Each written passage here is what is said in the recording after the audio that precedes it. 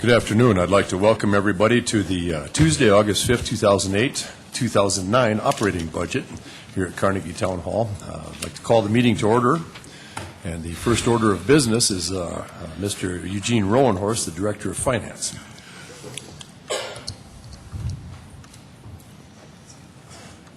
That's all I'm doing.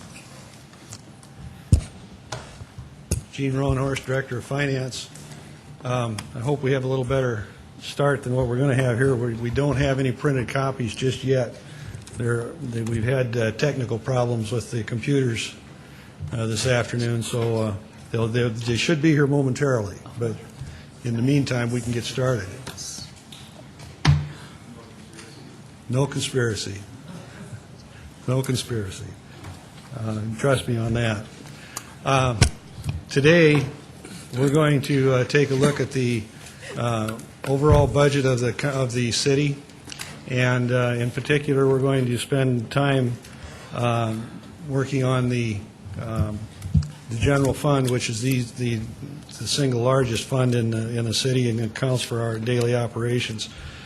The budget is, we're going to do this a little bit differently than you're probably used to, in that we're going to start out with an overall view of the budget, and then Jennifer Holzen is going to come up, and she is going to do the personnel part of our budget. So that's 70% of the budget that Jennifer will be talking to, and that should change things quite a little, because the department heads will not probably be talking directly into personnel at that point. We'll talk about how we develop the budget. We'll be talking about the revenue and the assumptions that we used for generating the revenue projections. Jennifer's thing that's going to be interesting is it's a 5-year plan of staffing, and you're going to see some very interesting things when you start looking at the city on a 5-year horizon. Then I'll take care of the what we refer to as the 2000 accounts, or the operating accounts, and also the forecasts. Again, going forward, you're going to see we actually have some information going out 10 years in looking at the financial condition of the city. And then the departments will do their own, will come up and do each of their own presentations. The departments will focus primarily on their programs and how they're working. See, I told you.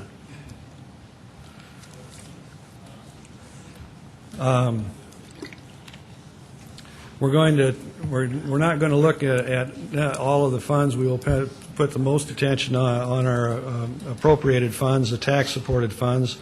These are all the government funds, and we will focus primarily on the general fund. This includes all the programs that we have, plus it provides a comparison by function, category, and detail that we'll be looking at in the general fund. The sales and use tax fund, the second penny, we will not be looking at that. We've already done the presentations on that, and you have the final, or not the final necessarily, but you do have a meeting coming up on August 11th to deal with the second penny. As far as the introduction to our budget and the organization, we're going to look at the non-appropriated fee funds. They will not be looked at in any great detail. They'll be looked at. We are going to look at the general fund and the category level breakdown. The funds, the non-appropriated funds are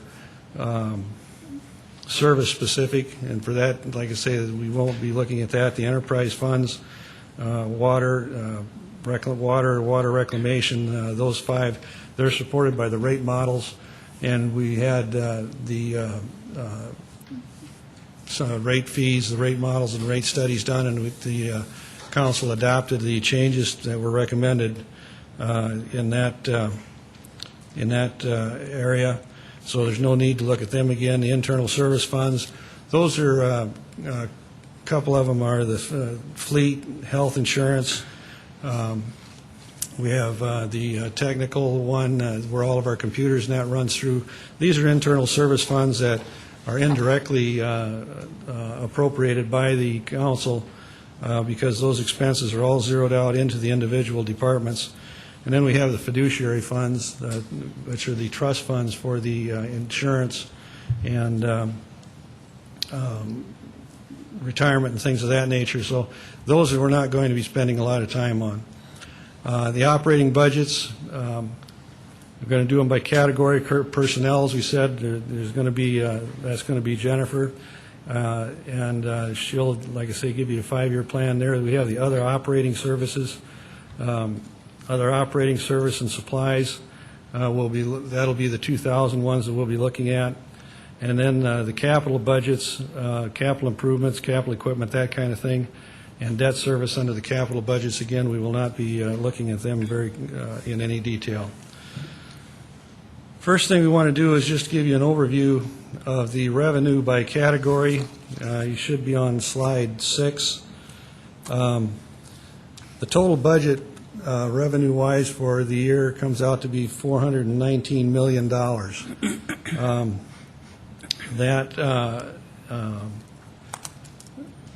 That is an increase from prior years, and we'll be looking at that.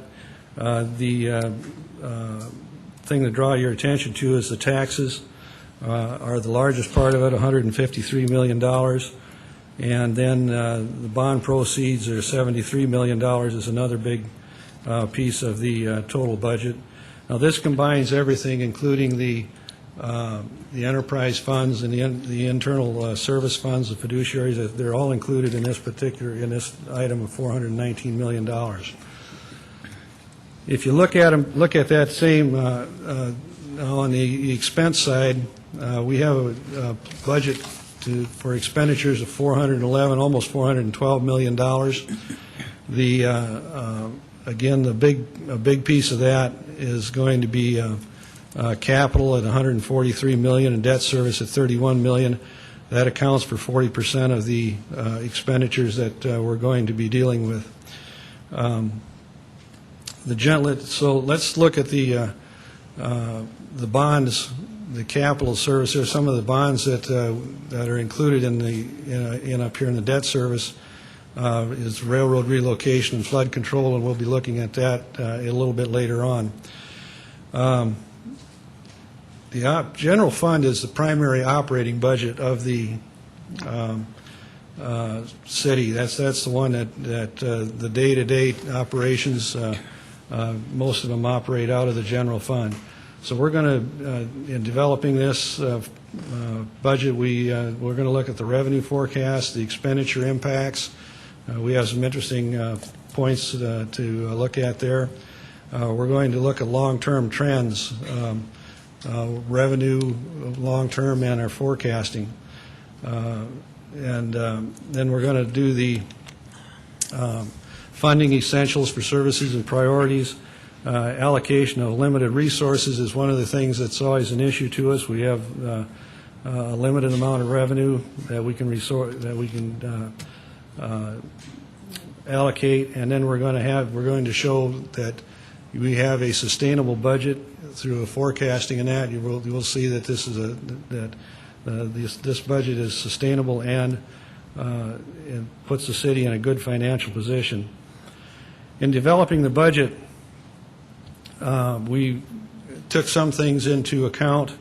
The mayor's initiatives outlined in his budget message. We did this budget really jumps off from what the mayor told you in his presentation last week. And then we took into account the goals and objectives that the city council put together about a year ago now, I believe, with your priorities of public safety, infrastructure, quality of life, response of the city government, and the financially stable government. These were your priorities that you brought up about a year ago, and they were brought into account in putting the budget together. The general fund, to give you a sense of what's going on, the total budget of $411 million. The enterprise funds and the general fund accounts for 56% of the total $411 million, so you can see the chunk we take out of it there. The general fund alone represents 30% of the $411 million as far as expenditures go. Let's take a look at the general fund revenue that we have in the budget. You can see you should be on slide 13 at this point. We have the $118 million. 81% of the revenue for the general fund comes from taxes. That is the property taxes and the second penny that is included in that particular number. So it is a heavily tax-supported fund. The primary sources that we have of that come from sales and use tax.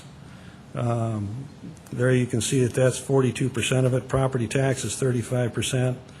And then we have other revenue that comes in. The other revenue are things like the frontage tax, licenses and permits, fees, things of that nature. And we'll take a little closer look at the primary sources of revenue there. But the big one is the sales and use tax and the property tax. Between the two, that is 77% of the money being raised for the $118 million. The general fund, property taxes. An interesting chart we'd like to draw to your attention of what happens going forward. You see a chart here that's building permit valuations by year and then the property tax growth. And the interesting thing is, if you look at the building permit valuation chart, we had a downturn in 2001 and 2002, and this coincides with 9/11. We didn't escape necessarily that particular event, although we didn't get hit quite as hard as other places did. But then, and that in 2002 is where we were at our low point, and you have you see the turn down. If you go down to the property tax growth in the green, 2 years later, the property tax growth kind of falls out of bed on us. And the thing we want to draw to your attention is what it really is there's about a 2-year lag from the time that the property permits are let, the building permits are let, to when it actually hits the tax rolls. Somewhere around 2 years. So if you follow that through a little bit, there could be a 3 years. Sometimes it appears it might be as much as a little as 1 year, but normally it's about a 2-year time frame. The difference between the building permits where they're up in 2007 versus the taxes that we're looking at in 2008 and 2009, these last year or two, we've had a lot of hospital construction work and construction of that kind of activity that is tax exempt.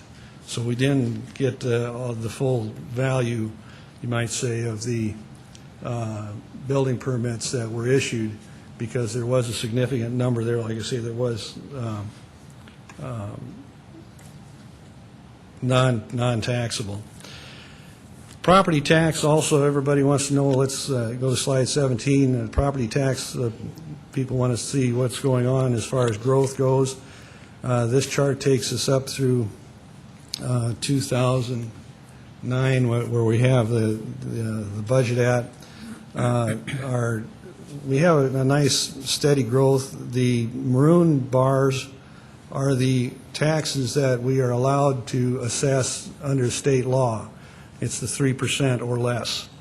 And then the blue charts, though, that is coming from actual growth that we have in the city. So you can see that growth is really the important factor in the growth of our city and the growth of our revenue. A lot of it, a substantial portion of that, is coming from growth.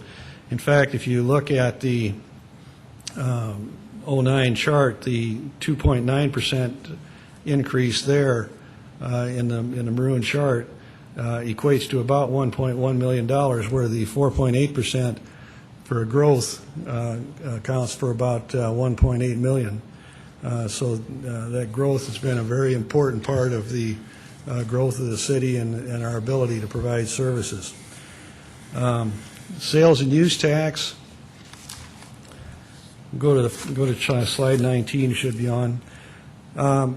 What we wanted to do is give you a little history of the sales and use tax going back to 1998. The bars are the growth that we had in sales and use tax, and then we laid over that 3 lines for averages on the sales tax and how it worked out and the growth rate when you did it on a rolling average. So we have a 5-year average, a 10-year average, and then a 15-year average. And you can see that the lines stay pretty well around that 6.5% to 7% range, although they do seem to have a slight downward trend. Don't have an explanation for why it would have that downward trend, but that slight downward trend, but it has a little bit. So if you look at 07, the last year there, we had a 7.6% growth. But in putting together the budget, you're going to see that we relied on the trends to set the tax rate or the tax growth rate for 09. Go down to slide 20 where the first penny use tax collected. This goes over a 10-year period of time. We collected nearly $339 million, a little over that. When you add them all up, we missed the whole thing by $668,000. Now, over time, it averages out like that. That is 0.02% that we missed that by. It's not that's pretty good missing it over that period of time. So the issue here is the trending in that we're going to use in projecting the sales tax for 09. In the general fund, then you had other revenue, and there's some things I wanted to point out there. If you looked at the charts back a couple of pages, the total other revenue is about $26.9 million. The kinds of things that I said were in there. License and permits, $4.6 million. Intergovernmental money coming in, $7.8 million.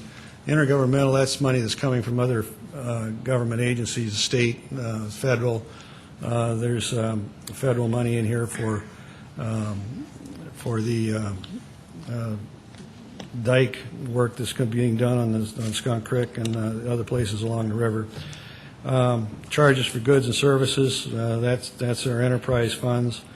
Fines and forfeitures, you can see $1.1 million there. Investment revenue, we did real well in the past on that, and it looks like this year we're holding it pretty well even. The general fund expenditures now. The expenditures, you'll note that the expenditures that are $118 million, this budget is balanced. So we have $118 million in revenue and we have $118 million in expenditures. The largest expenditure going out is for public safety. That's 39% of the $118 million, $46.4 million.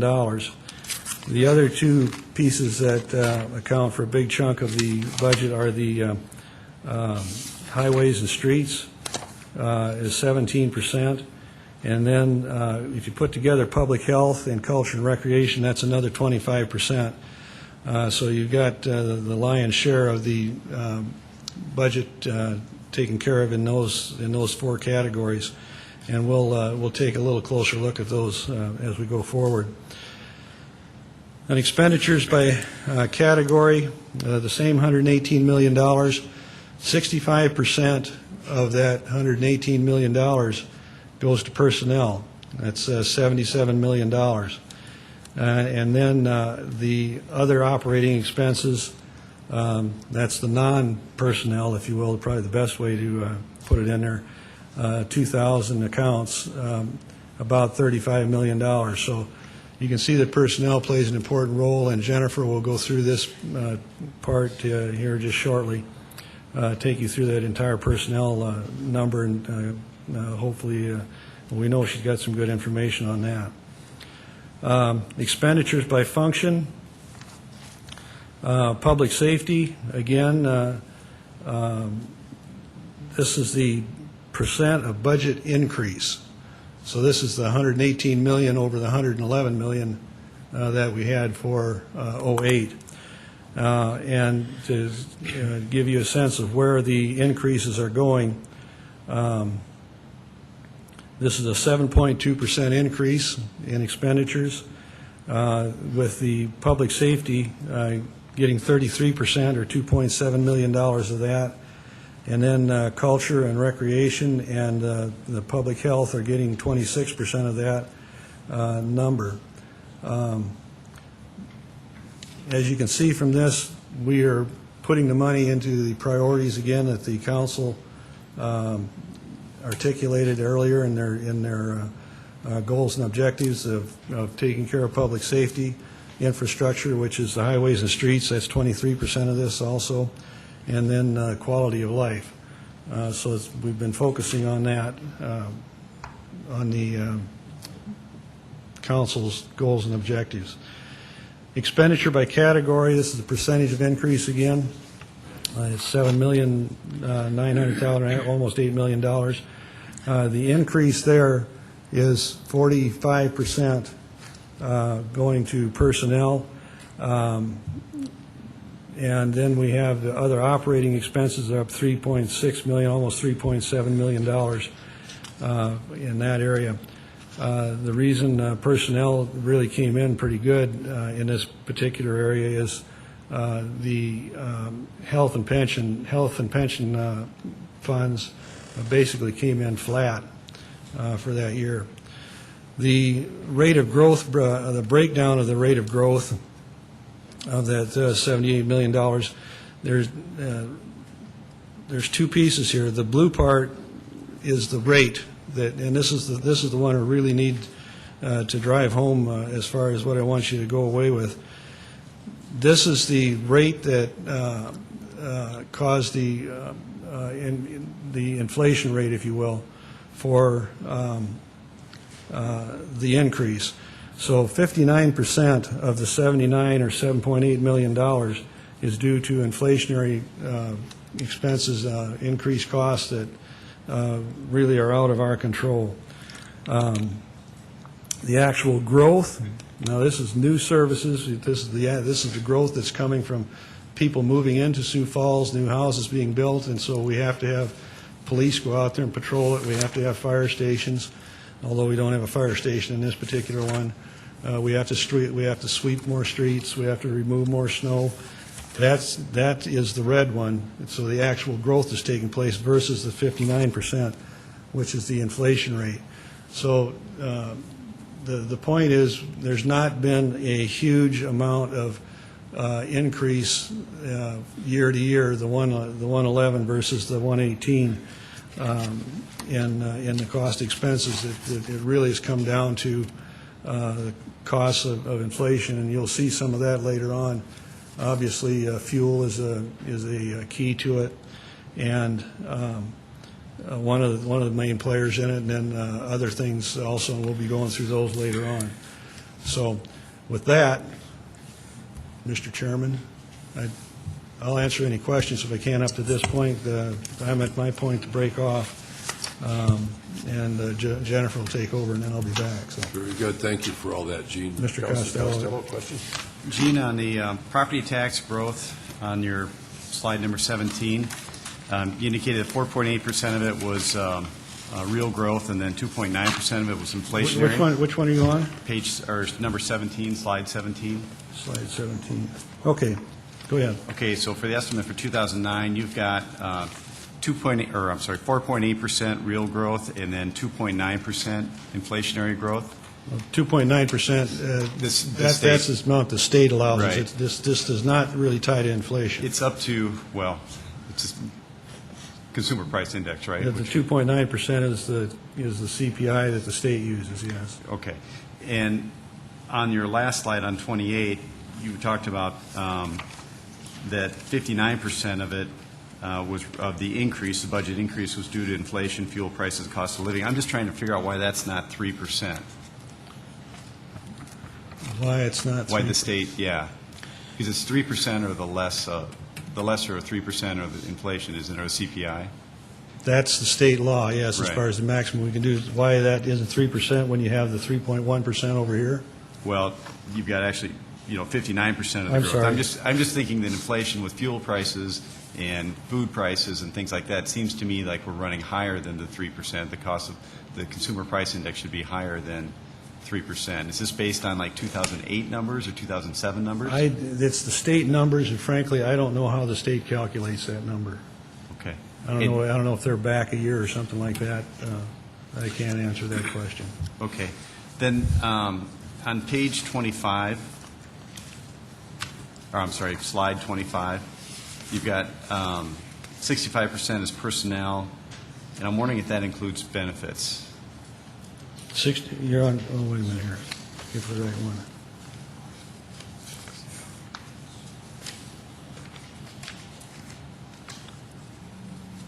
Well, if I find the right sheet here.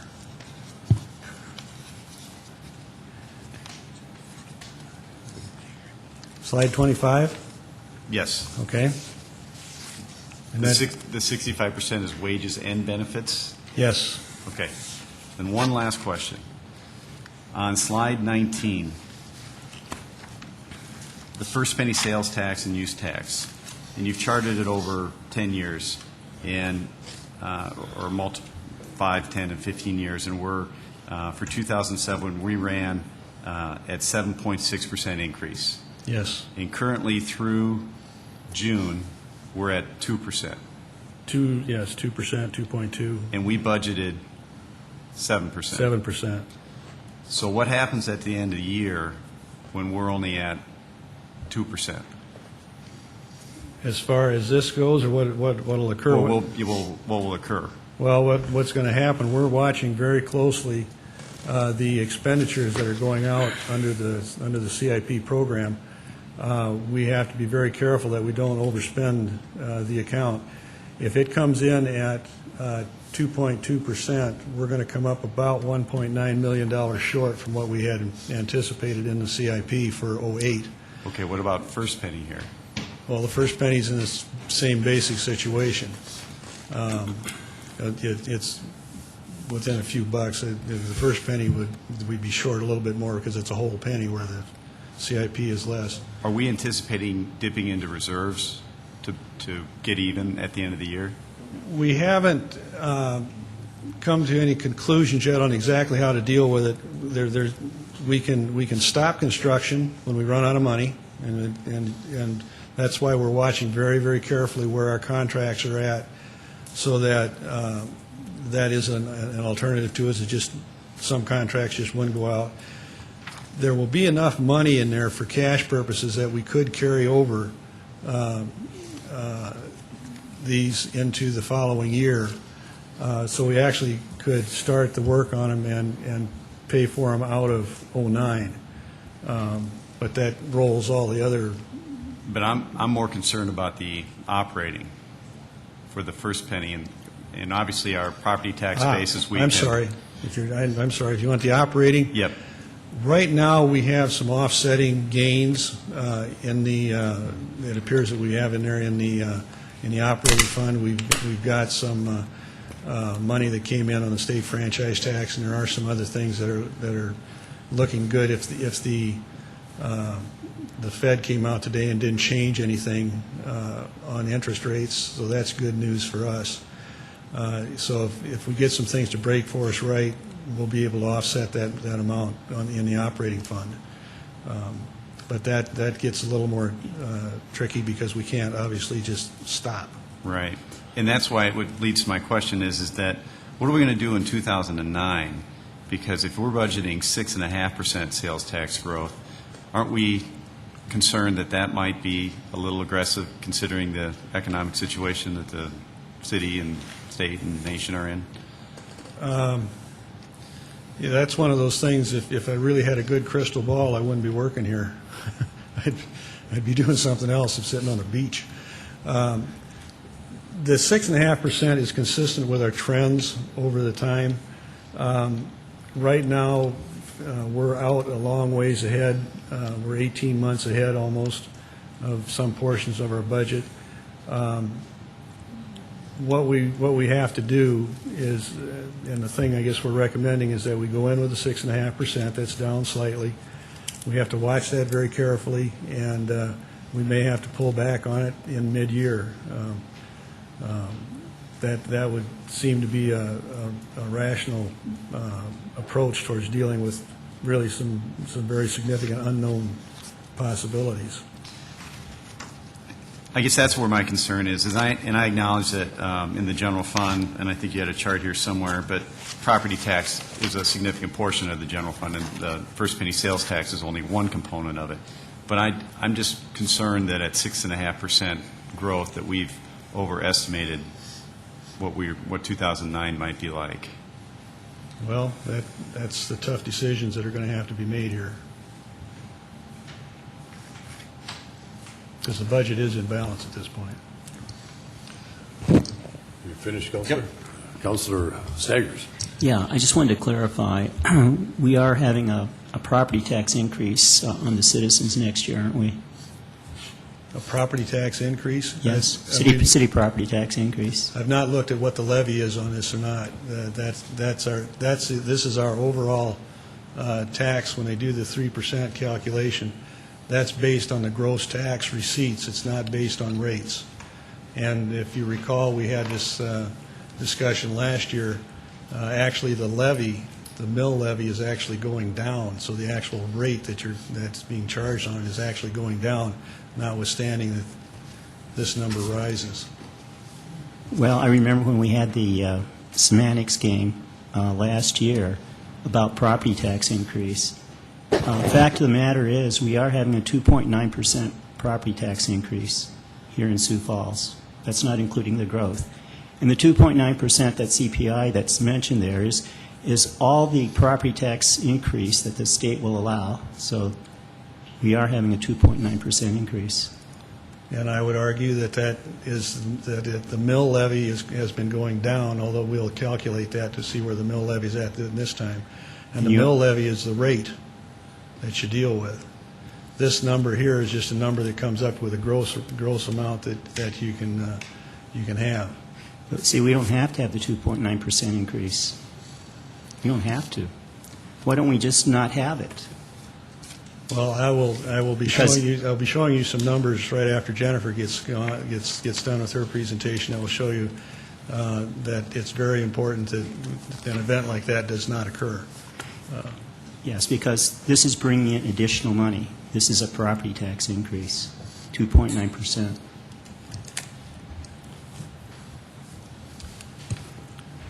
Anybody else? Councilor Bennigan.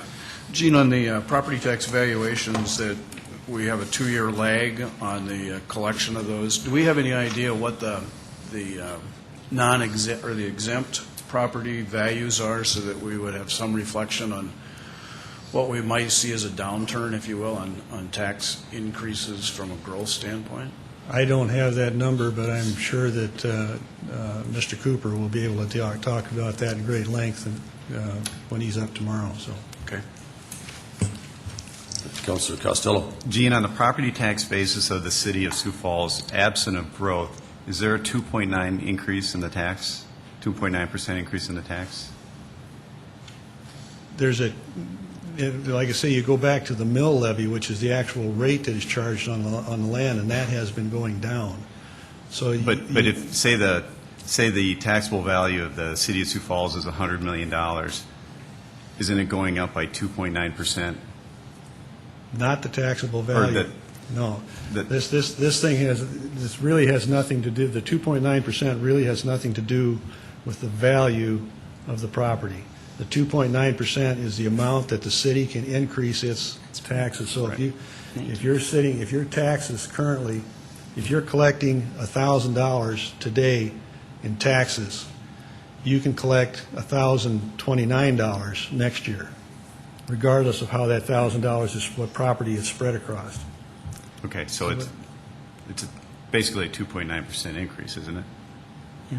The mill levy may be going down. Yes. Yeah.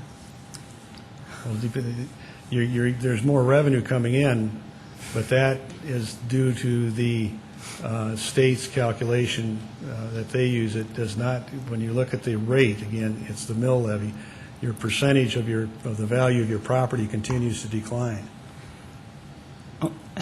I mean, Councilor I Stanley? guess I'm getting a little concerned about this because we know when we talk about property taxes, we're not talking just about mill levy, we're also talking about property values. And property values have been going up, mill levies might be going down, but then the bottom line, how much people are paying in taxes are going up. Well, in the same example I just gave you, if the mill levy would allow you to collect $1,029 on taxes that you paid, but the value of your property has gone up also, which if you'd use the same mill levy, you'd actually collect more taxes. Bottom line, people in Sioux Falls can take a look at their property tax bill. I take a look at my own. The city taxes are going up. These are going up. The state is only allowing us to increase these property taxes by 2.9%. Because back in 1995, during the Jankel administration, there was an attempt here to prevent the local governments and school districts from just raising these property taxes extravagantly. This is what's going on. We're still under that 95 law. I understand that. My only contention is the proper way to analyze it is what your rate is on the thing as opposed to whether you're actually going up in dollars.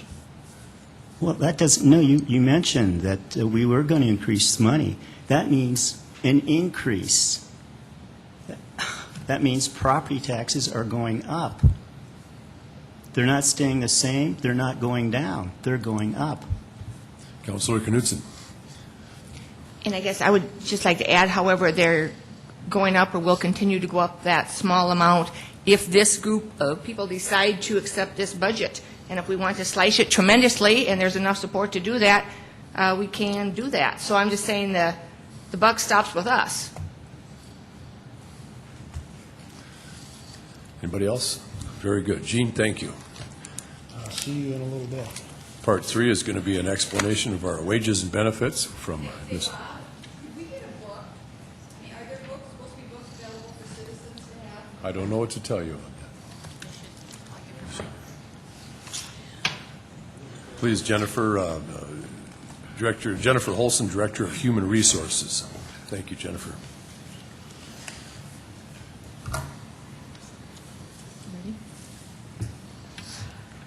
Good afternoon.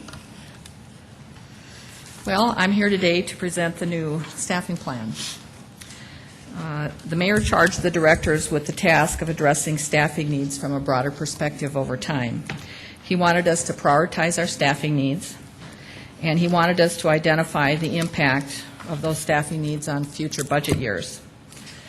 As Jean talked to you about, personnel costs are a large percentage of the general fund, with the personnel costs representing over 67% of the general fund this year and are projected to be 65.2% of the general fund in 2009.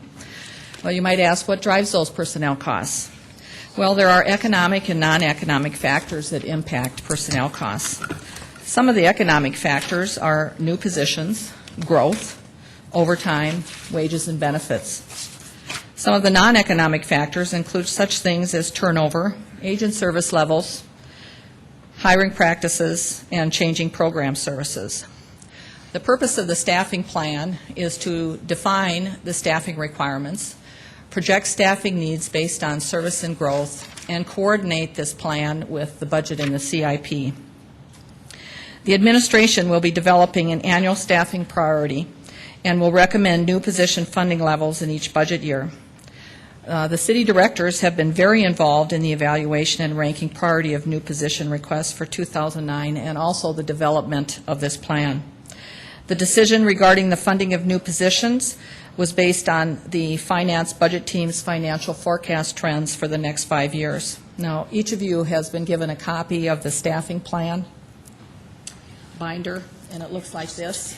And I would ask that you kind of follow along as I introduce the plan to you. The first section of the plan is the general section, and this identifies the purpose of the plan, the desired results, and the procedures. The section also contains the Resolution 2907, which is the Council's goals and objectives, and the Mayor's executive order, which authorizes the development of the 5-year staffing plan. In addition to that purpose of the plan, the city's organization chart is also included in this section. The organization is identified by functions. There are 7 functions in the organization, and there are 12 major organizational units headed by a director. Let's take a look at some of the demographics that are non-economic factors which affect personnel costs. And you can follow along in your book through the demographics section of the plan. The first chart shows you a comparison of service versus age. You can see that the majority of the employees are in the lower levels of service, while the age of the employees are in the upper levels of the categories of age. 67% of the employee body has 15 years of service or less. 62% of the city workforce is between the ages of 35 and 54. It's kind of an interesting demographic. Although our workforce is relatively new hires are coming from other employers with experience in the workplace. That means that people are considering the city later in their careers, and we are rewarded for the training and experience that they bring to our organization. Here's another snapshot of age from a function perspective. Over 50% of the workforce in every function except public safety is 45 years of age or older. This is significant for departments in terms of succession planning and preparing for the retirement drain on experience and institutional knowledge. Urban and economic development function, which is comprised of planning and building services and community development, has 78% of its workforce in the 45 or older work group. An older population usually means increased health care costs. Because of this demographic trend, we have deliberately focused on a wellness agenda. Demographic trends, such as age, requires us to also pay attention to generational issues, employees who may have elder care responsibilities, or changing family patterns. This demographic has an impact on our training program offerings as well. Using the function comparison again, you can see how years of service stacks up. Highway and street function is evenly distributed, where 54% of its workforce has 15 years of service or less, and 46% of its workforce with 16 years of service or more. The other functions have approximately 2/3 of their workforce with less than 15 years of service. Now, when you're talking about patterns of hiring employees, and you've got a pattern of hiring employees at older ages than in the past, it could tend to be an example of an unfavorable actuarial experience, which tends to increase our employer contributions for pension. The next chart is our employment turnover. Turnover occurs when employees leave the organization. So when employees leave, they take their knowledge, skills, and abilities with them. Turnover causes lost productivity and also can cause low employee morale. We monitor causes for turnover through exit interviews, and we share that data with the departments. Turnover results in added costs such as separation processing costs, replacement hiring costs, training new hiring costs, and lost productivity. When the turnover is low or declines, a company's labor force is usually considered healthy. And when the turnover increases dramatically, it could mean that something is out of whack. Over the past 10 years, the total turnover rate for the city has been fairly consistent within the 5 to 6% range. This is really considered a healthy turnover rate. If the turnover rate were to increase, we would need to address retention strategies for our current and future workforce. We also watch trends related to retirement eligibility, which also has a big impact on our city turnover rates. This chart is just another example of how we break down the turnover rates, and it shows you statistics relating to the 3 employee groups. The general group, which is our non-uniformed employees, the police uniform group, and then the fire uniform group. You can see that the general turnover average for the 10-year period is about 6.33%.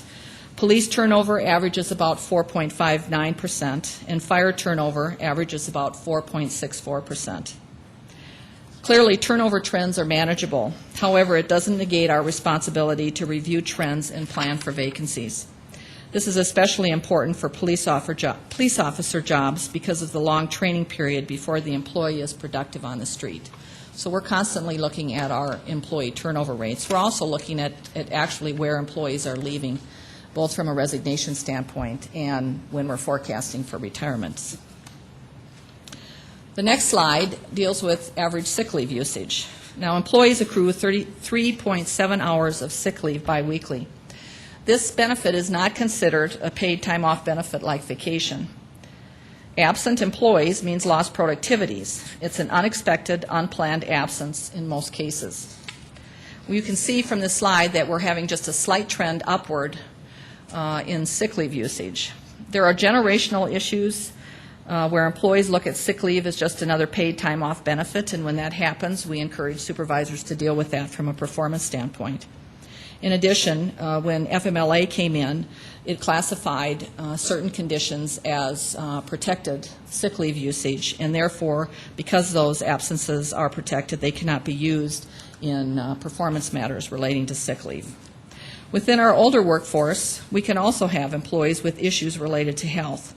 Our general rule of thumb is anything over 40 hours not specifically attributable to disability or FMLA is cause for performance review. And we encourage our supervisors to manage that performance standard with their employees.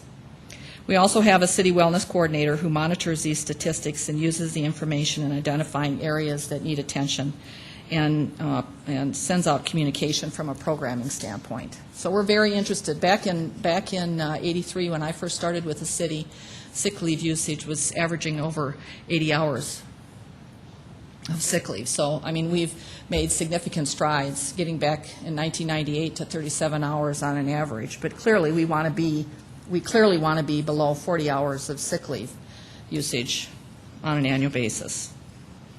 The next slide is city overtime. The general guideline for departments is that we want overtime levels between 3 and 5%. The departments or divisions that exceed 5% must provide an explanation for their overtime, which is reviewed on a pay period to pay period basis by HR, finance, and the mayor. Overtime is most often caused by unexpected absences due to sickness, where you have to cover for someone, and that's specifically related to those organizations that are shift operations and the work can't sit necessarily like in an office environment, but where they actually have to have somebody perform duties in a shift environment.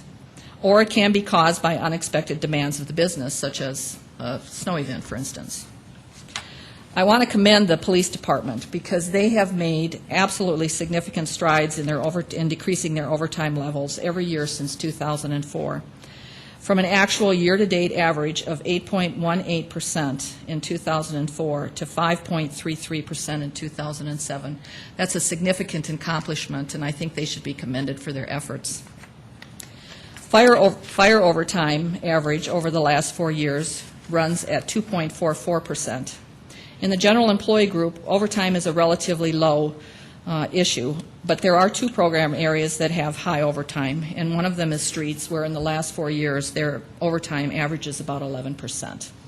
And then we also have overtime levels in the landfill that run about anywhere from 5 to 7% overtime. The next chart identifies employees who are eligible to retire. We have 274 employees who are eligible to retire over the next 5 years. That's 25% of our employee population. That's not necessarily a cause for concern unless you start looking at where those employees are at. Are they in one incumbent positions, for instance? Are there large numbers of employees retiring in one group, which would leave a very inexperienced workforce? So that's something that the departments are constantly looking at. 63% of that group, of that 274 employee group, comes from the general employee group. And that's not surprising since the general employee group makes up over 60% of our workforce. 13% comes from police and 14% comes from fire. It's a very important trend for us to watch because of the lengthy hiring and training process in public safety. We have changed our public safety hiring strategy and now are constantly in the recruitment and testing phase with overlapping hiring groups. We've also identified a hiring strategy for uniformed police and fire that I'm going to be discussing later in this presentation.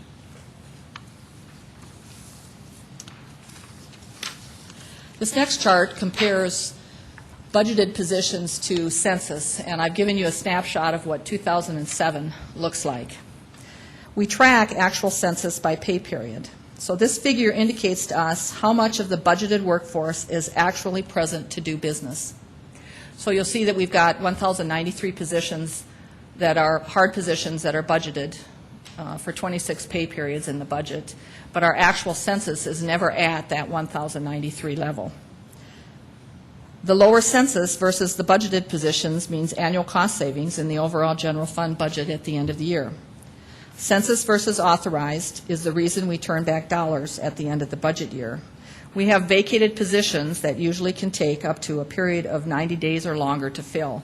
If we've got eligibility lists that are currently established for a certain classification, we can usually fill a position with anywhere from 2 to 3 weeks. But if we do not have eligibility lists and we have to go out to advertise, it can take up to 90 days to fill a position.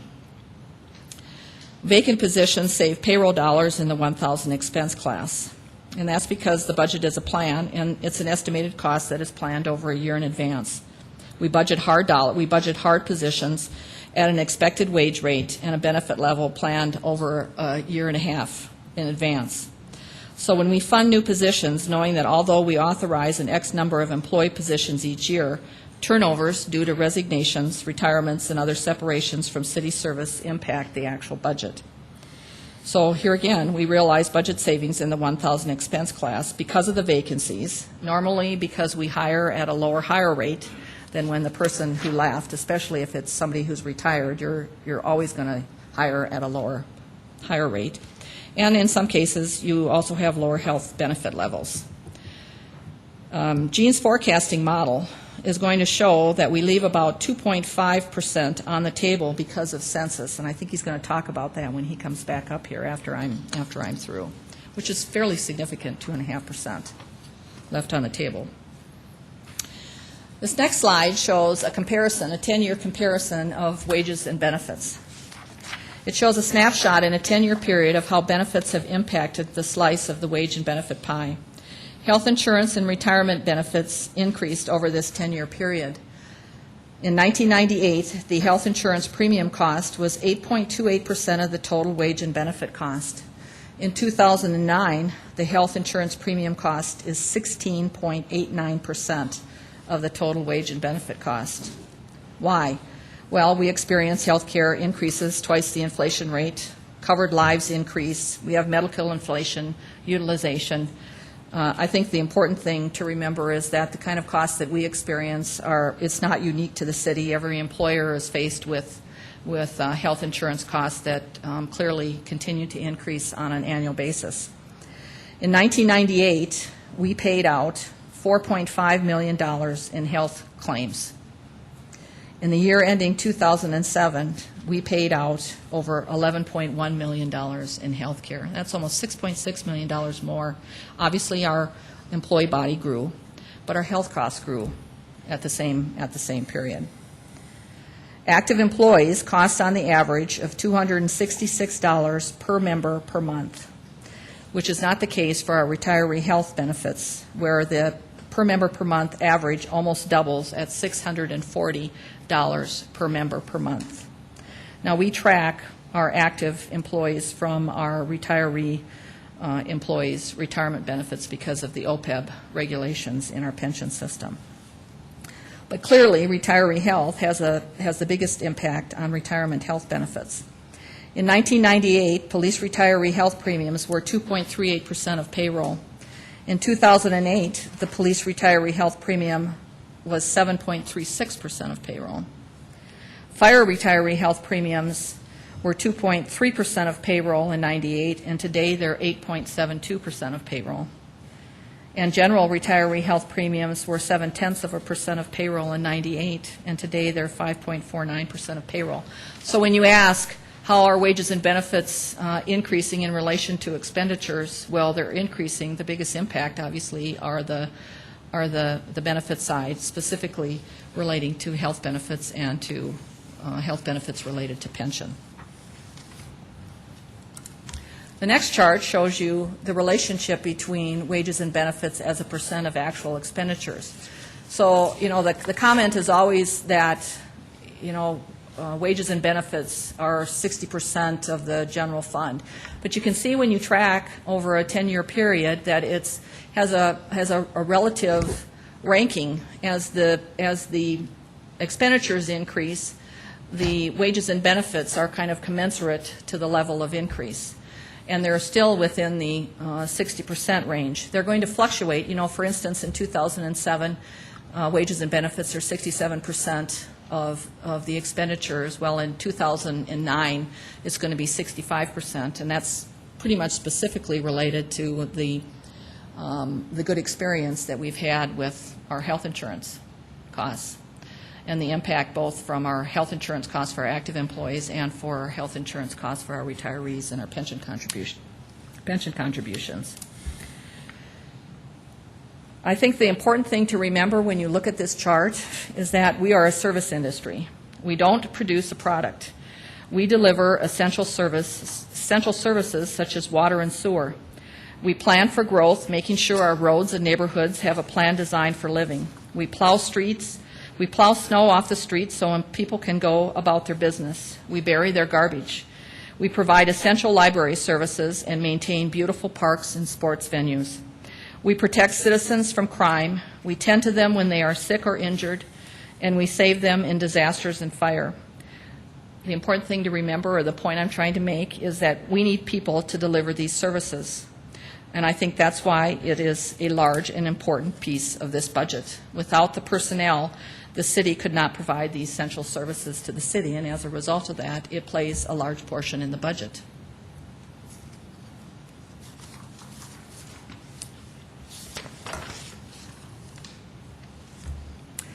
The authorized staffing levels is in the staffing section of your binder, and the authorized staffing levels have consistently increased over time due to population growth, which in turn stimulates program service growth. Every function in city government experienced some growth over the past 10 years, although certain departments' growth has exceeded others based on growth and program changes. Public safety continues to lead the other functions in new position requests, although health has run a close second. We have experienced a 21% growth in new positions since 1998, while our population grew 29% during the same period. One way of looking at a benchmark from a comparison standpoint is to look at population benchmark.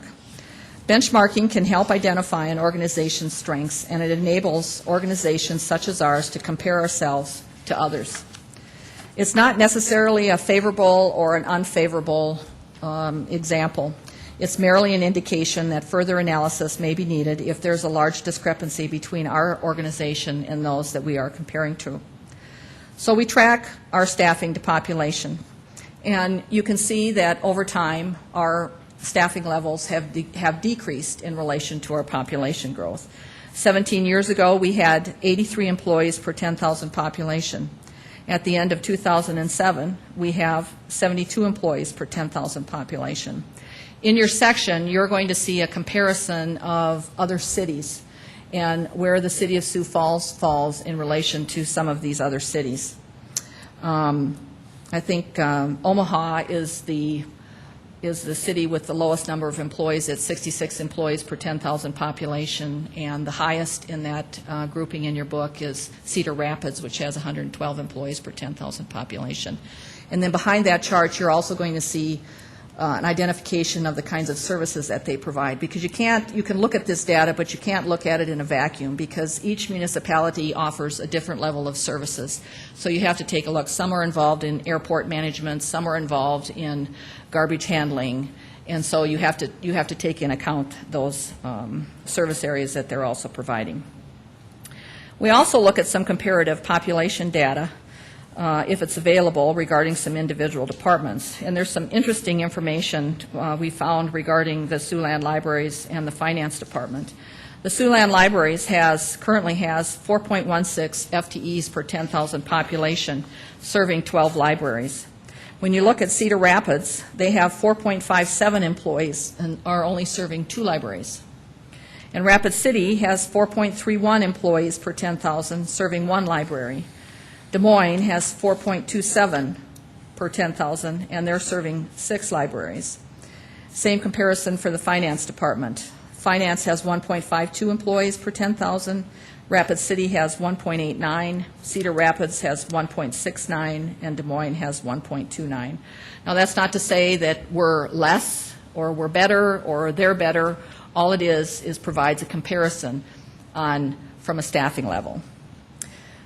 I think the one thing that I do want to say is that the population growth has a significant impact on infrastructure and program needs. And for us, for the directors, for instance, it does provide a good benchmark from a perspective standpoint and seeing how, from a population growth standpoint, how our staffing needs are keeping pace with growth in the city.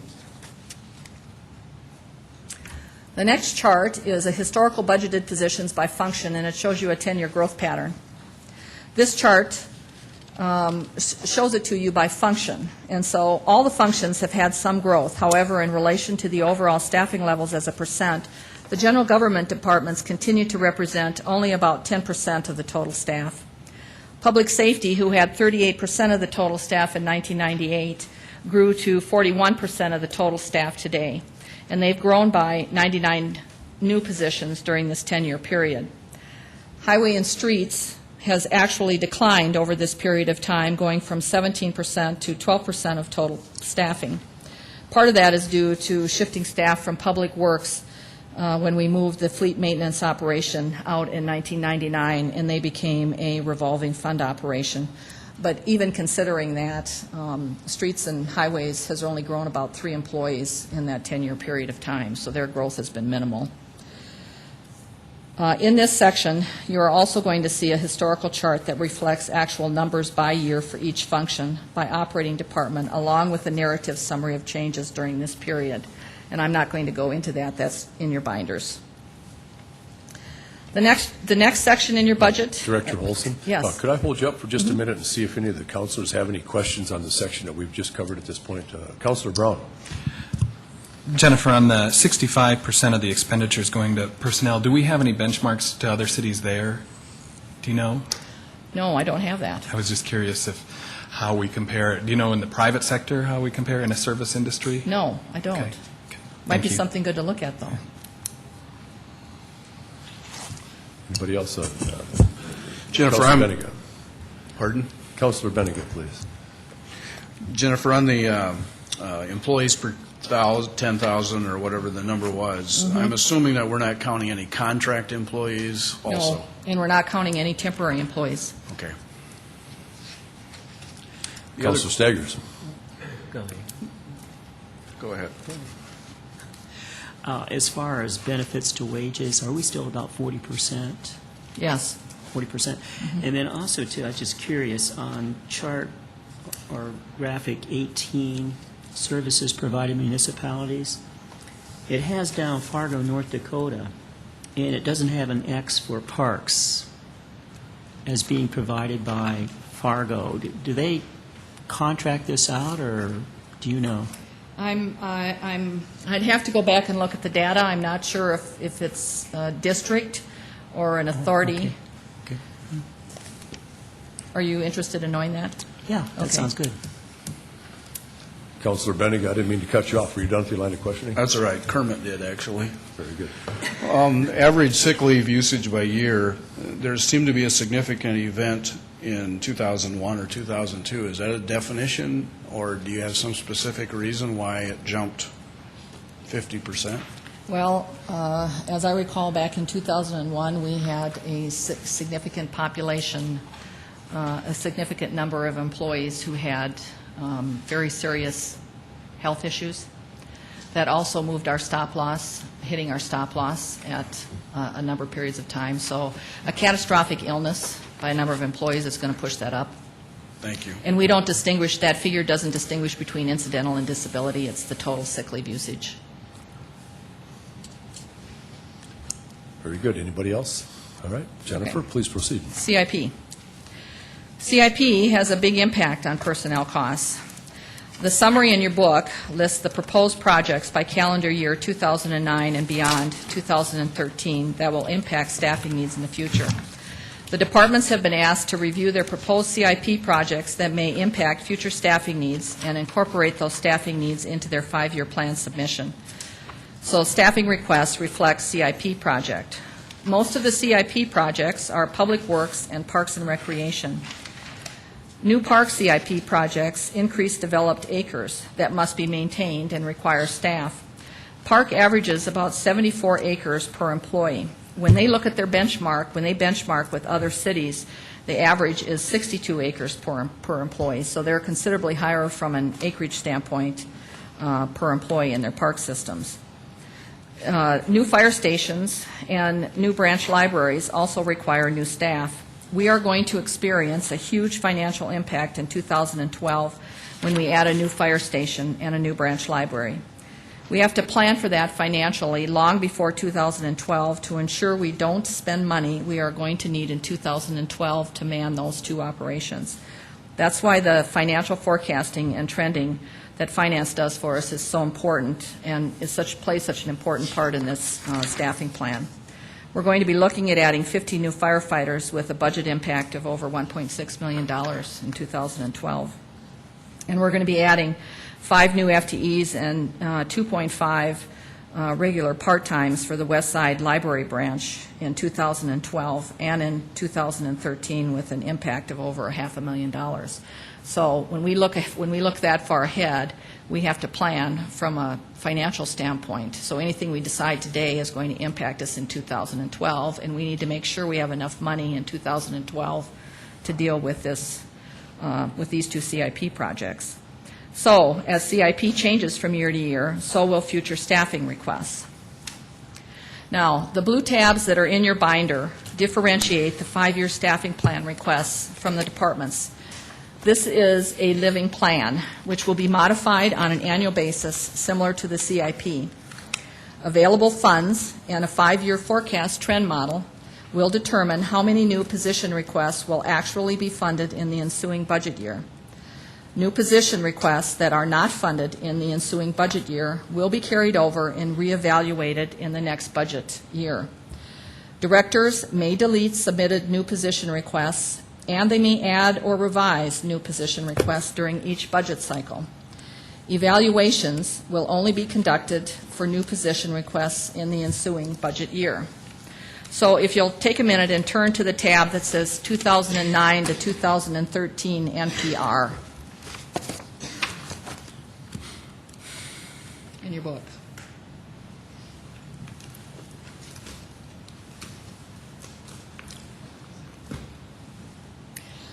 There were 96 new position requests submitted for the 5-year period ending in 2013. So where did these position requests come from? Well, you can see from the slide that the function that represents the largest number of new position requests for the 5-year period.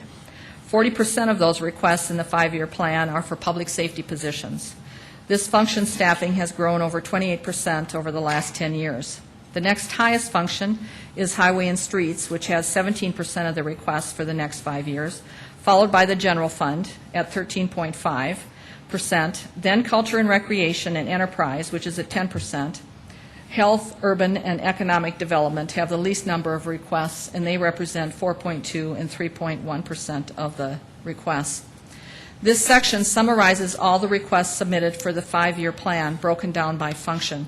It also identifies the number of positions and where they will be funded. This summary will change year to year as the forecasts change relative to growth in the CIP. Now, go to your next section. I think there's a section in there on evaluation criteria.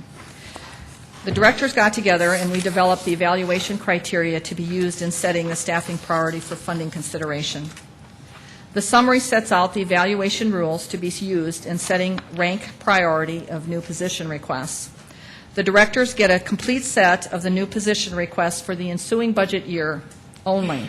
Now, keep in mind, they have submitted their position requests for the full 5 years through 2013, but they're only going to complete evaluations of, in this case, the positions that were requested in 2009. So they have to evaluate each new position request using the evaluation rating sheet, which they then turn in to the Human Relations Department for compilation. And there's a copy of that rating sheet in your section for you to look at. The positions are individually rated, high, medium, or low, by the directors, and it's turned back into HR, who applies the assigned point values in order to get a ranking. That ranking will be used in the financial forecast model, and I will show you the results of that ranking in the 2009 section in just a minute. Next, if you'll turn to the Public Safety Hiring Strategy tab in the book. We have worked with the police chief and the fire chief to establish hiring strategies for police and fire in order to maintain staffing census at an authorized budget level, taking into account their lengthy hiring process. There are extensive and time-consuming entrance and hiring promotional testing processes for both police and fire that must begin many months prior to the start date of the next scheduled training class. We have multi-phase entrance hiring processes for each of these positions that consist of many elements, such as written examinations, candidate physical ability tests, behavioral personnel assessment devices test, interviews, background screening, psychological testing, and physical examinations. A new police officer training requires 20 weeks of classroom training, both at the academy and here in Sioux Falls, and then an additional 12 weeks with field training officer before they can actually be released to operate solo on the street. New firefighter training requires 9 weeks of classroom training before release to a station. A firefighter must then go through a 3-year apprenticeship program once they're assigned to a shift. Both police and fire 2009 department budgets reflect position overlaps in the wage and benefit costs in order to hire ahead because of the extensive training periods before new hires are productive and released for duty. And we are tied to the academy and training dates. That's what's driving us on our hiring and our entrance process to those actual academy dates. We actually believe that this process will enhance each of the department's ability to achieve and maintain authorized staffing levels. So here again, they're in their budget in 2009, in addition to the new position requests that they're going to be authorized if the budget is approved. We also have 5 overlap positions so that we can hire again to anticipate losses, turnovers. And that's to keep their census up to their normal authorized head count. The next 5 sections in your book contain a new position summary along with the actual new position requests for each year of the plan. If you'll turn to the 2009 Summary NPR tab, this summary identifies total new requests for 2009 budget by total funding needs. There were 22 new position requests submitted for the 2009 budget. Each position was evaluated by the group of employees or by the group of directors using the evaluation criteria. If you'll turn to the next page, you'll actually see the evaluation summary. It shows the results of the directors' evaluations. 10 of the new position requests were evaluated high by the directors, and each position, you'll see that in the section, each position has a narrative to justify the reason for their request in relation to growth and program services. So here again, 10 new position requests were rated high by the directors, 9 new position requests were evaluated medium by the directors, and 3 new position requests were rated low. The 3 positions rated medium and the 1 position rated low were enterprise or federally funded positions, and they were excluded from our funding analysis. Finance then plugged in all 5 years of the new position funding costs into their trend analysis, which was used to determine the staffing priority for 2009. So we had a forecast going out 5 years, looking at what the costs were if we were to add all of these positions in, and then going back to see how much money was actually available in 2009. After that, after having a discussion and looking at their analysis, it was determined that the 10 new position requests evaluated as high priority would be funded at 26 pay periods in 2009. And you can see on the evaluation summary what the cost of that would be. It's $622,541 for those 10 positions, plus another $51,000 in other operating expenses. The new position requests, okay, after the requested positions, let's see here. The other requested positions would be reevaluated after finance plugged in the other operating costs. So we stopped after the 10, and we didn't consider the other requested positions because we wanted to go back. All the directors needed to plug in their other operating costs, their 2000 expense costs. So we needed to see where we were at from a budget standpoint. And then we got back together again. And the new position requests for 2010 and 13 were not actually put through the ranking process, but here again, the information was used by finance to develop the 5-year forecast trend analysis. The directors met again after their other operating budgets were submitted to finance, and finance had revised their trend analysis. That 5-year trend analysis was discussed again with the other operating costs included in that analysis. Based on the total picture and the ability to maintain the long-term reserve funding level at 25%, it was recommended by the group to fund the 6 positions that were rated medium at 13 pay periods instead of the full 26 pay periods in 2009. After we looked at that trend, we had enough money to fund those mediums, but we also were very concerned about the high cost of fuel in 2009. So the agreement was that we would only fund those 6 positions at medium, those 6 positions rated at medium for 13 pay periods, and we wanted to redirect the additional money to fund fuel costs. This entire process will occur on an annual basis from this budget preparation year moving forward. The new position total funding summary, along with the new position request justifications, are in your book for each plan year through 2013. This staffing plan will be updated during each budget cycle, and the costs will be updated and reanalyzed using finance's long-term trend analysis approach.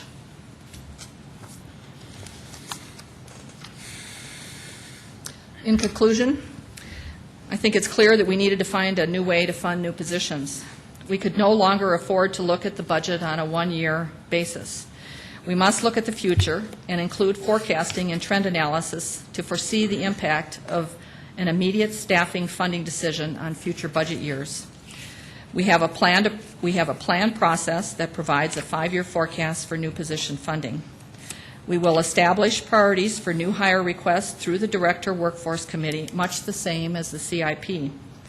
We are now coordinating new position requests with other operating costs and the CIP, which will have a smoothing effect over time instead of the highs and lows experienced in past budgets, and in some cases where we didn't even have enough money to fund a single position in the budget.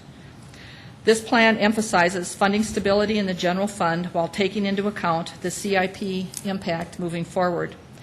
It is our objective to deliver a balanced budget with a reserve funding level at 25% while still being able to fund a certain number of new position requests each year, taking into account future staffing needs. We believe this 5-year staffing plan is a planned process for future budget impact. The end. Thank you, Jennifer. Now's the time for questions from councilors. Councilor Knudsen, please. Jennifer, first of all, I'd just like to say thank you for all of your presentation today, but also for all of your efforts, all of you, for working so many hundreds of hours on this 5-year plan. We really appreciate that help, and I also would like to just tell you that we really appreciate your 26 years of service for our city and wish you the very best in a few months when you take up other pursuits, and we'll miss you at this time of the year next year. Thank you. I can't say, I don't know if I'll say that I miss you, but you don't have not necessarily you, but I don't think I'll miss the process. Yeah. I gladly pass the process on to somebody else. We won't take that personal. Thank Councilor Bennigan. I'm really happy that you didn't lie about that, because we already know that you're not going to miss us. I just wanted to say the same thing almost that Dee said. I'm impressed with the detail and the information and the planning that's gone into this, and not only yourself, but the other departments. This is the first time in 6 years that I've seen such a well-documented, well-planned cost analysis of what we're doing in the community, and when 65% of the budget's put together with personnel costs, this is tremendous. So thank you for all that extra work. You're welcome. I'd like to say that I think I can speak for the other directors, that this process has been very interesting for us, too, because we got a tremendous amount of information from Gene and Tom's finance team, who's done a tremendous amount of work from a trending analysis standpoint and forecasting out costs. And it has really brought the directors group together in taking a look at the impact of personnel costs over a 5-year period. And I firmly believe that this process is going to be excellent moving forward. Councilor Brown. Jennifer, you addressed the danger of losing experience in city government, and you have demonstrated that today. To echo what Dee and Gerald have said, thank you.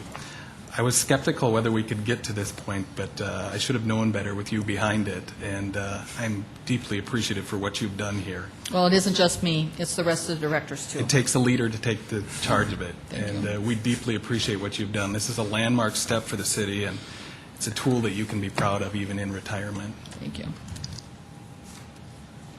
Anybody else? Councilor Staggers. Yes. Jennifer, in regard to your budget here for human resources, I have a couple of questions. I have a question about the salary and benefits for a consultant at $62,271. What is that all about? Well, I don't have my budget in front of me, so what does the line item say?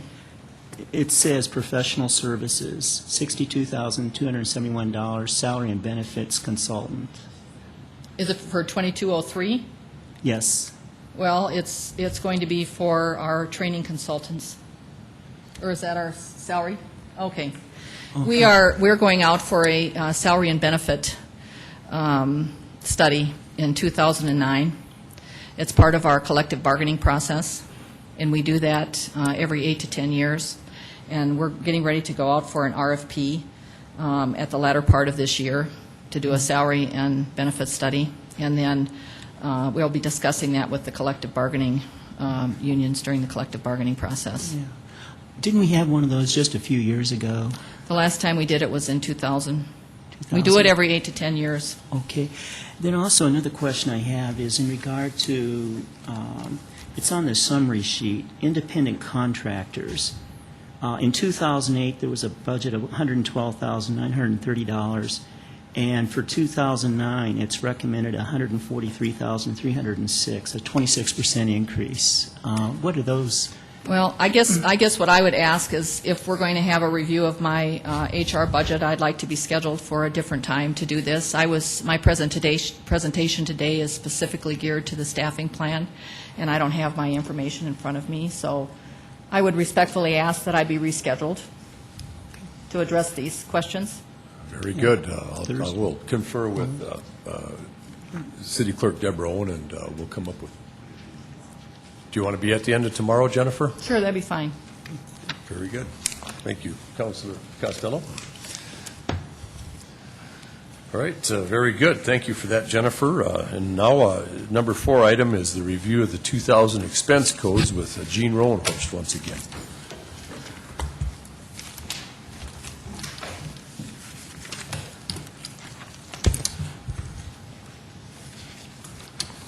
Okay, now you've had 65 to 70% of your budget taken care of with Jennifer's analysis. It's one of the things that I think came to light in this whole process of doing the way we're handling the budget this year is that you really cannot look at the city anymore 1 year at a time. And we're going to discuss some things here that will show you what we do now today is going to have a lot of impact 4, 5, 6, 7, 8, 9, 10 years out, and some of them can come back to bite you in the tail pretty hard. I'm going to talk about the remaining 30% of the budget. There's only a couple of things we want to talk to. The other operating category, first they should be on slide 31. if you're in my category. There's a total of $35.8 million in that budget in '09.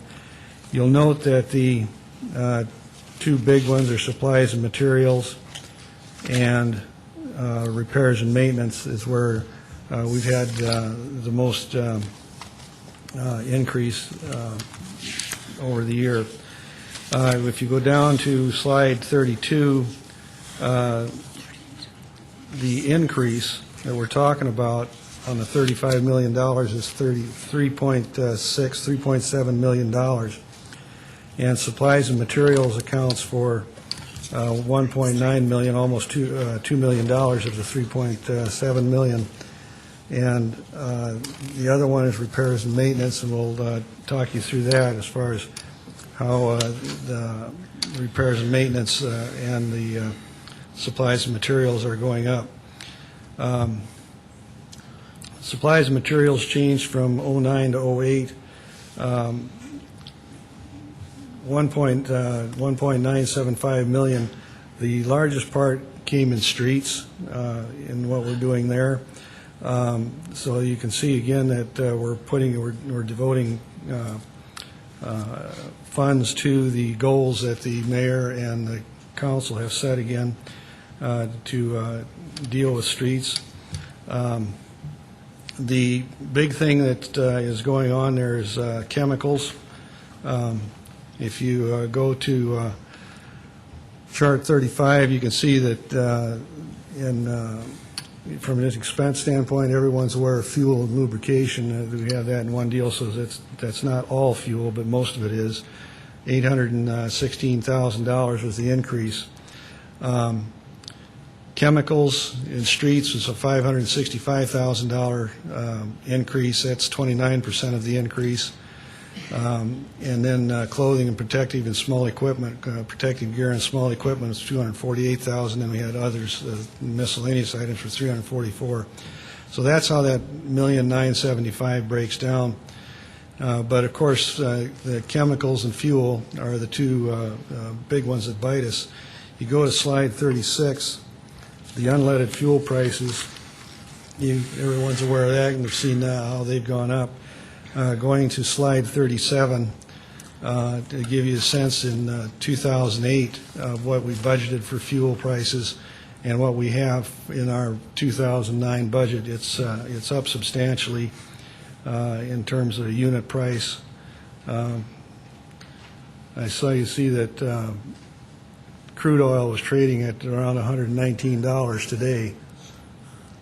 If we can keep it going like that, that's going to help out a lot. But who knows? But that's obviously a huge impact to us.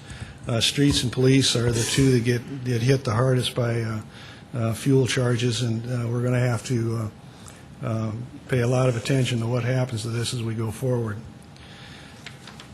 On the repairs and maintenance, what we have there in slide 39, fire has the fire and parks and recreation and facilities management have the lion's share of the increase. The increase is really only $764,000, so we're not talking about a lot of money. But what should be taken note of is that this involves a respectable amount of deferred maintenance that needs to be taken care of. Buildings and structures, $348,000 out of the $763,000, and that involves work being done at City Hall, the annex. We've got some buildings. If those of you who haven't toured City Hall lately, we've got some paint peeling off, and we've got some leaks in the roof in places. So we've got some deferred maintenance that we need to take care of. Streets, curbs, and sidewalks. That's fires and streets have a lot to do with that, with the street, and then the grounds. That's arenas and parks. So that gives you some sense of the increase in the operating part of the budget. Not a significant increase year to year when you look at what's happened with these last couple charts. Now, what I want to do is the general forecast that we put together for 2008 through 2017. One of the keys that we looked at here was a wish of the council again.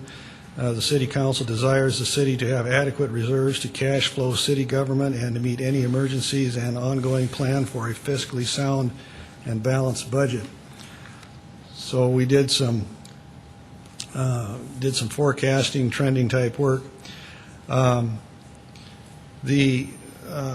If you're looking at slide 43, should be at the revenue that we've got in for this year, and over time is at 5.7%. Property tax projections are to be up at 7% level, 3% being the CPI. We're assuming the full CPI impact of 3%, and then another 4% coming from growth. And the sales and use tax, we have that in at 6.5%. These certainly could be discussed at length, particularly on these assumptions, given the current market conditions, but the best we can do, we think, in terms of dealing with what we know today, this is a pretty good estimate of what we want to have happen. Expenditures, the 4.5% rate increase over the 5-year staffing plan. Now, that 4.5%, that includes COLAs and steps, health insurance, other fringe benefits that are going up there also. And then one of the real keys that we'll get into in the next slides here, the fund balance. The budget includes an application of unreserved fund balance. In other words, when this forecast, when we get in here, it is the budget now has expenses exceeding revenues. Accounts for the year-end remaining budget balance that we talked about. Jennifer pointed out that about 2.5% of the personnel budget gets turned back each year. The remaining expenses, other operating expenses, about 1.5% of that seems to come back on a trend. Nets out to about a 2.1% turn back of balances at the end of the budget. And then we have and we'll see this in a later chart, the actual use of unreserved fund balances in 3 out of the next 10 years. So if we go to slide 44, thing we want to point out to you, the blue chart is the level of reserves, or the 25% that you will need to keep. And this is, if you want to, or that the council has indicated they want to keep as a reserve. This covers the period 2003 to the 2008 budget. The bottom line is what we're doing is saving money now so that we have it to use later. And I'll show you in a couple of charts here in slide 45, the 2008 to 2017 general fund. Now, this is a little bit of a chart we'll work on a little bit here so everybody understands it. The blue indicates the reserve, the change in the fund balance for the year, and this is after everything has happened as far as turnbacks and that go. The green line indicates the year-end budget balance that you would have, and then the red line is the revenues or expenditures. And the point being, the green line is where you're going to need to stay at to maintain your 25% balance. The red line indicates where the expenses actually exceed revenues.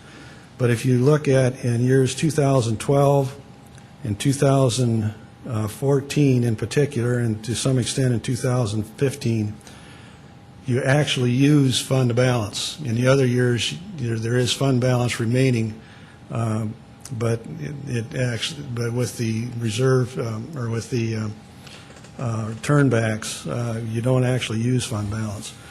So And the interesting thing about 2012 and 2014, those are the years that the fire stations come online, in those 2 years. And if you go now to, we'll go to chart number 46. This is a 10-year forecast of what your reserve for funds, unobligated fund balance will be doing. You can see that we run high until you get out to 2012 and then again in 2014. And that black line is going up all the time as the budget grows. That's actually what's occurring. So it's eating up the yellow part of the bar chart every year. And when you get out to 2016, you've used up all of the yellow part of the bar, and you're actually dipping below the 25% amount. This is the point that I really wanted to make. You have to be very careful, I think, going forward. We can't just do things 1 year at a time. If you use any of the funds back in 09, 010, 011, that's going to bite you that much sooner come 2014 or even 2012. Those funds are there as a savings account to maintain, so you can keep on going forward. What happens? It begs the question in 2016 and 2017. What happens out there? Well, we're out 8, 9, 10 years at that point. That's a pretty long forecast, but this gives you an indication of what will happen. The closer you are in to 2008, the more accurate this chart becomes. So as you move out, of course, it becomes less accurate, but you can clearly see what's going on from a trending standpoint. So with that, it's really we've taken care of the budget as we wanted to before the other directors come up here for the departmental reviews. There's been a lot of work go into this plan. Jennifer put an incredible amount of time into it with her analysis of the staff, which rightfully is done because of such a large portion of the budget. The directors the directors won't tell you about it, but they actually have somebody helping them that probably does all the work for them, so I'm not sure they should get all the credit, but there's somebody always in the background that's really doing the work. But the directors put in, there's literally hundreds, if not thousands, of person hours put in to pull this all together. And what we come up with is what we think is a very financially sound budget. It's sustainable. You got a real good look at the 5-year picture out here. The budget is a long-range plan. It properly funds the priorities and achieves the strategic outcomes that the mayor and the council have indicated they want. The budget primarily provides for rate and growth adjustments, so we got that in there, and the budget reinforces the programs and performance that you're purchasing. And I think some of the two things that are have not gotten much daylight, but I think probably speak for everyone involved here, came from our highlights came from our national survey. When asked to rate the value they receive for city taxes they pay or our residents' response placed Sioux Falls in the top 22% of the cities in the nation. So when you start thinking about that, we're in the top 22% of the nation where our citizens think that they are getting good value for their tax dollars that they pay out. And everyone around this table can take credit for that, along with the directors and all of their help in managing the city. When asked what they thought of overall direction of the city, our residents placed Sioux Falls in the top 14%. So you had 86% that were less than Sioux Falls as far as what the citizens thought of what was going on in the city. The council should, and this isn't just something that's pulled out of the air. This is a statistically sound, mathematically correct statement that you can make, and the council should keep that in mind when they're discharging your duties as council members. I think the city has done very, very well, and everyone should be proud of it. and hopefully keep it moving in the same direction. With that, Mr. Chairman, I'll answer any other questions, or we can start with the directors. So, Thank you, Gene. Now, we're going to take some questions, and after questioning is over, we're going to be doing a 5-minute break. Councilor Knudsen. Director Rodenhorst, I'd just like to say that you continue to give me incredible confidence in our city's financial matters, and I just want to thank you for coming to work for this great city. it's been fun. Councilor Benega. Gene, one of the things that you've shown here in the general fund, and I guess it's our slide 70, or page 70, if in fact the 2008 budget was at 2.5% growth rather than the 7.5% or the 7% that we budgeted, and we used unreserved fund balance to balance that, how would that change this graph? You're talking about, I'm on chart number 46. Is this one here? Yeah, that's the right one. Okay. Now, state your question one more time. If we were to use fund balances to balance 2008, if 2008 continues at 2.5% with sales tax receipts versus the 7 that we projected, if we were to do that and used unreserved fund balance to balance 2008's budget, how would that change this graph? I know you can't tell me off the top of my head, or top of your head, or mine either, but is there a chance for you to look at that again and give us some information about that? Yeah, we can probably twink around with that before the meeting tomorrow, would be my guess. I think you're talking about, Well, it's got to change the length of the, quote, yellow yes, surplus. Yes, that's what it will do. Correct. And then the other question, if I may, and it's actually for Jennifer, and I forgot to ask her when she was up, is it kind of like to know when the contract negotiations come up for each of the work groups, if you would? We're getting ready to have a briefing with you next week regarding the beginning of negotiations with the IAFF, which is occurring this year. We're also going to be going to the table with, this doesn't affect the city of Sioux Falls per se, except that we pay 75% of the Metro Communications Agency's budget, but we're going to the bargaining table. We did a salary survey for that organization, and we've taken a look at their entire organization structure and salary survey, so we'll be negotiating that probably sometime in September. Okay. And then next year is AFSCME, I believe. AFSCME will be bargaining in 2009, and police will be in 2010. And by 2010, the salary survey will be complete. We'll be doing the study in 2009 in preparation for 10, so both IF and AFSCME will have a wage opener because of that salary survey study for 10. Obviously, those negotiations affect your, and I love your acronyms, the NPR study. Yeah. Okay. Sounds like public radio or something. Yeah, you doesn't sure do. Thank you. it? You're welcome. Councilor Jameson. Gene, I'm just wondering, at what point will you change your forecast on the projected growth in the sales tax? I know that the checks we get now are kind of lag behind a few months. Is that right? I guess I'm just wondering, what time will you your crystal ball become clearer? Well, we're working with trends. As we get into the fall and get closer to Christmas, that's obviously a big time for us. If that trend stays down at that 2.2%, that's when we have to start looking at alternative actions, and possibly we wouldn't do anything with the 09 budget until after the first of the year, mainly because, as I understand it, you really can't. Once you adopt the budget, you can't change it until it actually takes effect.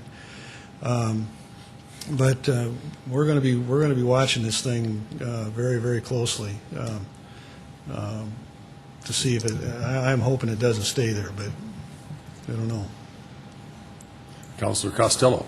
Gene, along those lines, if we end up at a 2.5, or say 2 for round numbers, and we're 5% short on a $120 million general fund, so $6 or $7 million short, some of the unanticipated positive side of things, the bank franchise and things like that, how much will that offset that?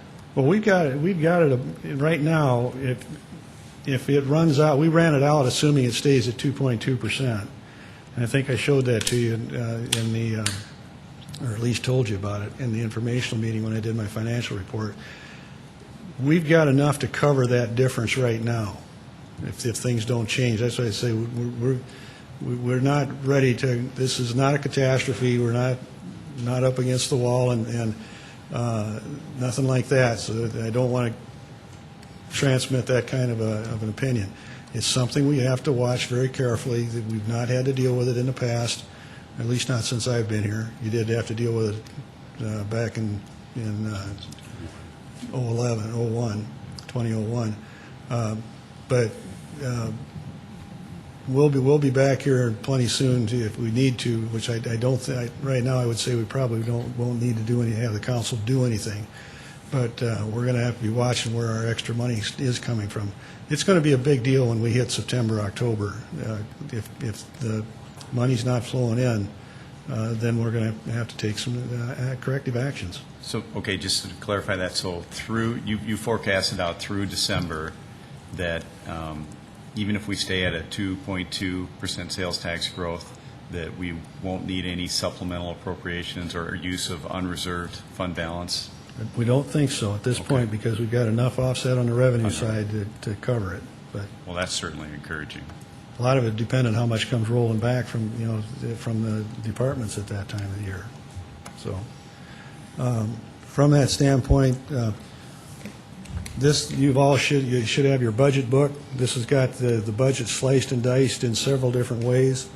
I'm still learning governmental accounting because it seems like you slice and dice the same number 3 or 4 different ways.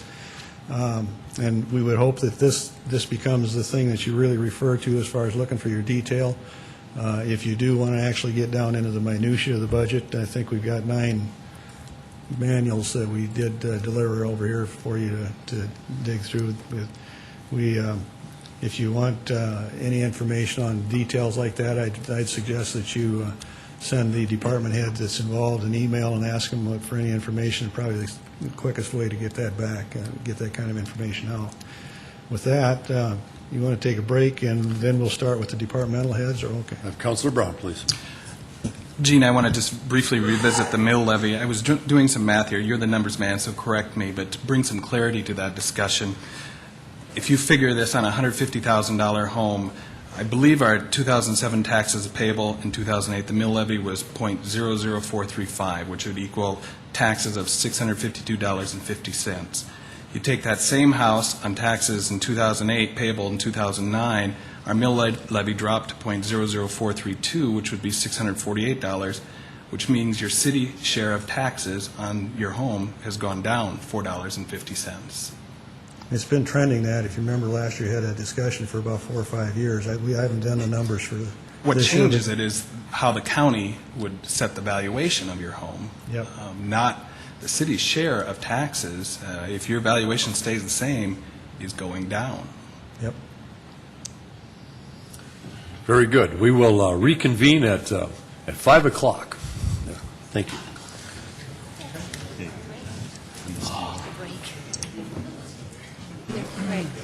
Number 5 item on the agenda is public safety. First, we have the fire with Don Hill, the fire chief. Don, please come forward. Don Hill, Fire Chief. I think we're having some computer problems here. But I can start anyway.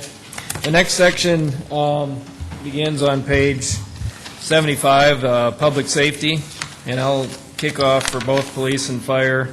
Public safety is 39% of the operating budget, and of that, fire is 42%, and our budget request is for $19,548,000. My job here today is to tell you what you're going to get for that $19,548,000, and so I'll begin with the highlights from the citizen survey that we did. 93% of the citizens in Sioux Falls rated their fire department as either excellent or good. Now that sounds really, really good, but we do have to keep in mind that everybody does like firefighters.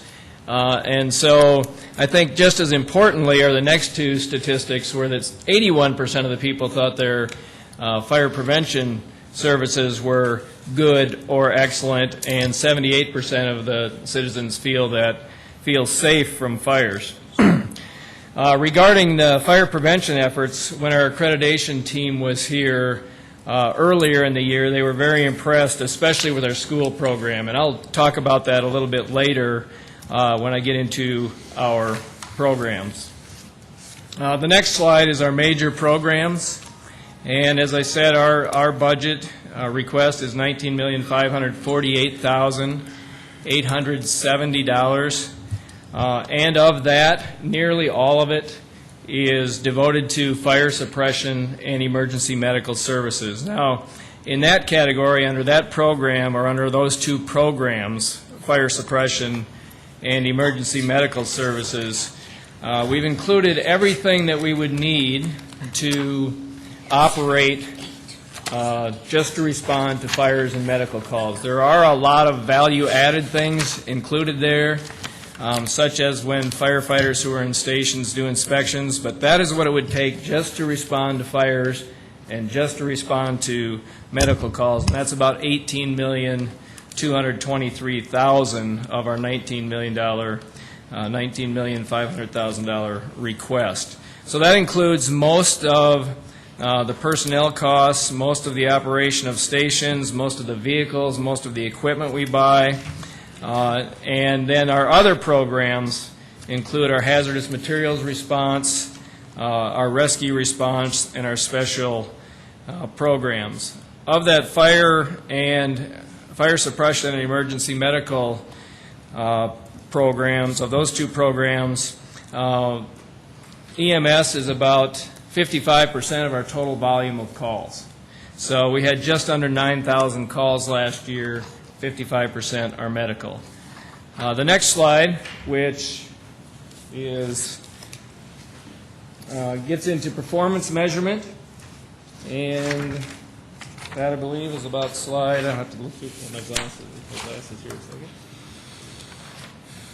Slide 80 in your book shows our fires for Sioux Falls compared to those of the national average for a city our size. Last year we had 354 fires in Sioux Falls, and if you compare that with cities of 100,000 to 249,000, a city this size should expect 645 fires, according to the national average by the National Fire Protection Association. And for those cities that responded to the ICMA performance measurements, or they're participating in that, it would be 601 fires for those cities. So our 5-year average, that's about where our 5-year average is, at 354 fires. In fact, 4 out of the last 5 years, our number of fires have been within 1 of that number, within 1 of 354 fires. You have charts. The next slide, another performance measure, is deaths from fires. A city our size could expect to have about 1.7 deaths, fire deaths in a year, and we have about 1.6 on a 5-year average. Last year we had 2 in a city our size, though that varies from year to year. But our average has been consistently about 1.6. The next slide is our fire loss for the year. This looks really good compared to the national average last year. However, that was unusually low. Our fire loss, we didn't have any large loss fires last year, and so that number is lower than normal. The last time it was this low was in 1997, so we've had 10 years of city growth, and the fire loss was very low last year. Our 5-year average is about 3.4 million, which again is significantly below the national average. There's only been one time in the last 10 years when we've been close to the national average, and that was in 2005, where we had a couple of large loss fires. The next slide is a performance measure for us that we got with our ICMA data, and this is deals with how fast or how far flame is spread before we were able to put fires out. For instance, in a residential fire, 86 times, or 72.9% of the time, we can find that fire to the room of origin. The next category in a residential fire is we kept it within the structure, so within the building. So in addition to the 72.9%, 26.3% of the time, the fire was contained to that building, and one time it went outside of the building. And you can see the statistics there, similar for commercial and industrial fires. Those are fairly closely tied to response times and to training, how well you are able to confine those fires to a small area. In 2007, we had a response time of 5 minutes and 9 seconds or less 90% of the time to emergencies. I think you remember that for accreditation purposes, it's 5 minutes and 12 seconds we have to meet 90% of the time, so we're fairly close to that. We're pushing up against that maximum response time to be accredited, but we were able to maintain that last year. We responded to just under 9,000 calls. Our objective for 2009 regarding response time is also to keep under that 512 that's required for accreditation. And then for staffing purposes, we maintain staffing to be able to fight 2 fires simultaneously and then be able to respond to some other emergencies. That happens more often than you might think. With only 354 fires, that's an average of about 1 per day, but about a half a dozen times a year or so, we get more than 1 fire at a time. So it is something that occurs, and we need to maintain staffing for that. In 2007, we had our fire prevention. Some of our fire prevention goals were to perform 7,200 commercial building surveys or inspections, and of those, 5,465 were done by fire inspectors, and the others were done by our fire crews. 1,992 of those inspections were done by our engine companies who also work in fire suppression. Next year, our objective is to conduct 7,400 building inspections and to do acceptance testing on new construction that require fire protection systems. And then also, an important thing that we do is provide fire education to our children in K through 5 at every school in Sioux Falls, both public and private. And this is important. How important, you might ask, is that? Well, our accreditation team was impressed with it. One of the things I think it's gone on in the nation as well is a good emphasis on fire prevention. In 1986, I don't know what the population of Sioux Falls was. I would guess somewhere just under 100,000 people. We had 359 fires. Last year we had 354. So the education, building codes, education of kids, I think those things go a long ways to maintaining that low number of fires and maintaining our good fire statistics. We did maintain our accredited status in 2007, and we have been recommended for reaccreditation this year. We met our objective to train 3,000 people in CPR or first aid, and we also met our objective to train members of community emergency response teams. We have those same goals, same objectives for 2009, and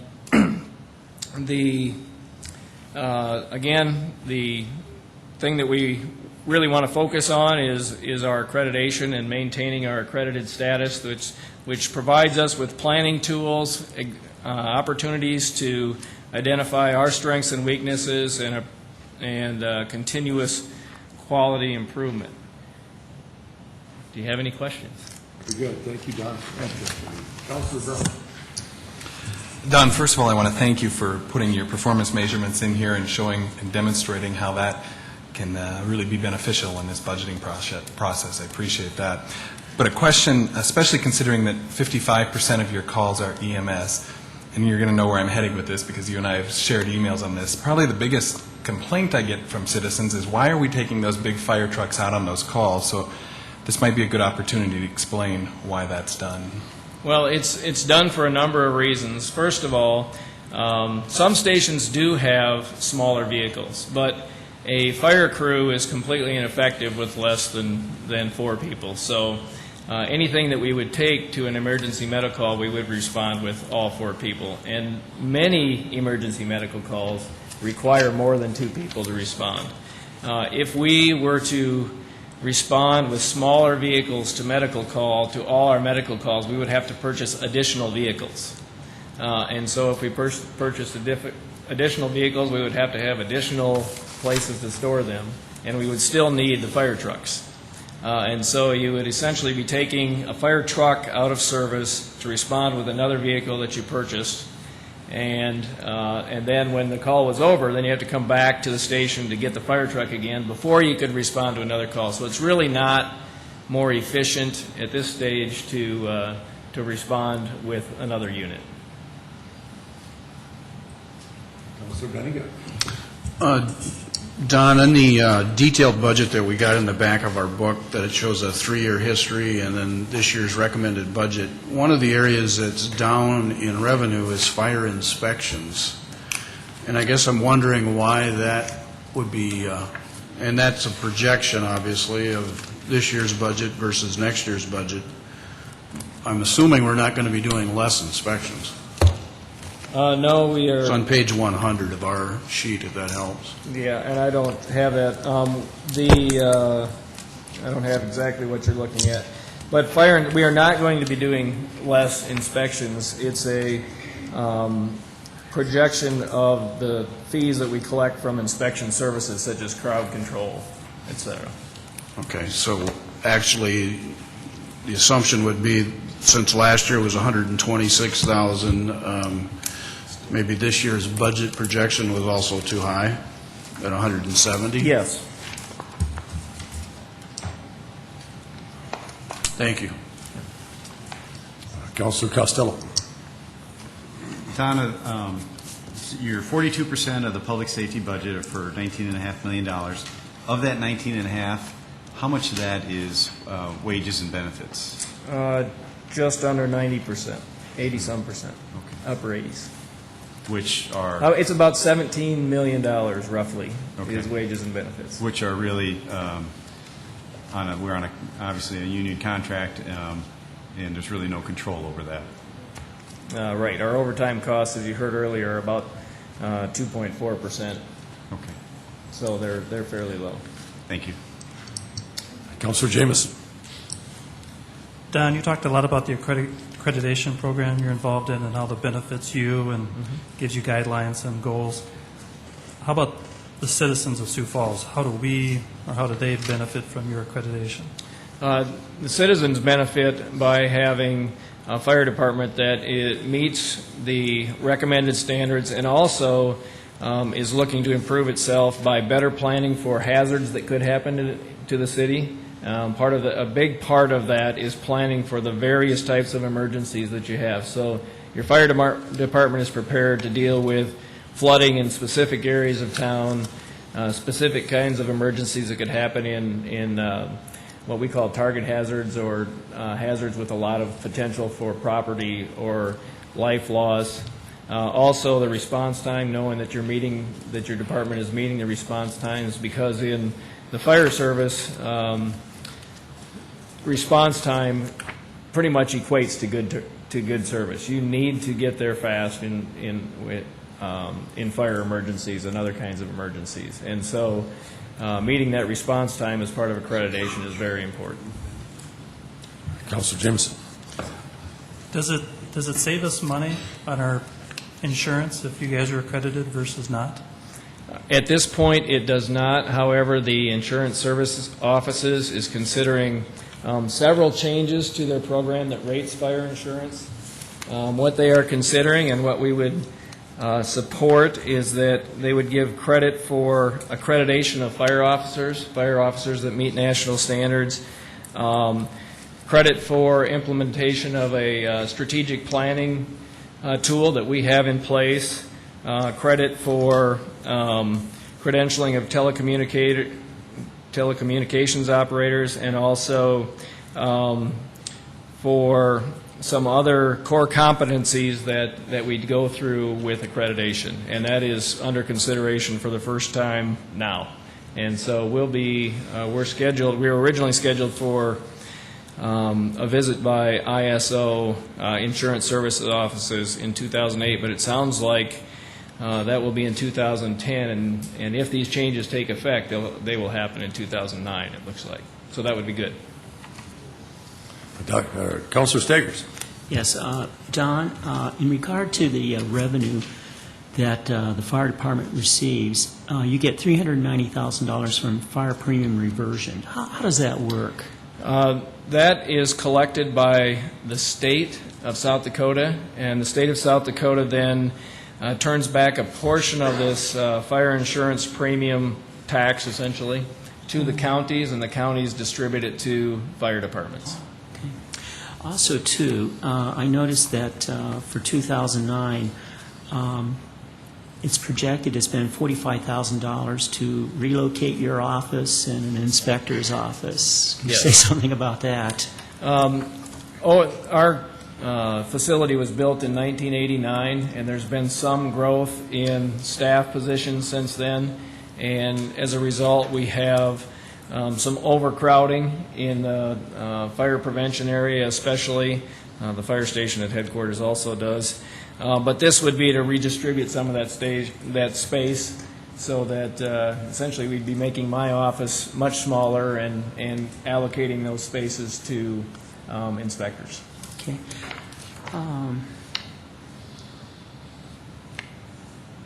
Also, in regard to uniforms, Article 31, what is that? Article 31 is a provision in the collective bargaining agreement. Okay. So that's at $129,360. So do we have that each year in the budget? I'm going to find your... Oh, that's on page 90 of the budget book.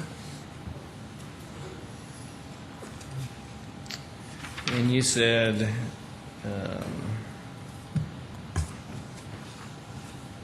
and you're looking $129,360. Yes, that's correct. That is, it's over $700 for uniform allowance per employee that's in the collective bargaining unit. Okay, and each year they get... Each year they get that. A uniform shirt, I may have to be corrected by Pat Warren, who helps with this, but a uniform shirt for a firefighter is over $100, and so are the pants. They're made of fire-resistive construction. So, I'm curious, those don't really wear out in a year, do they? Well, they wear out. It depends on what the firefighters are doing, yes. It also is a taxable benefit, and so firefighters will actually get about $500 and some of that money by the time taxes are paid on it. Thank you. Anybody else?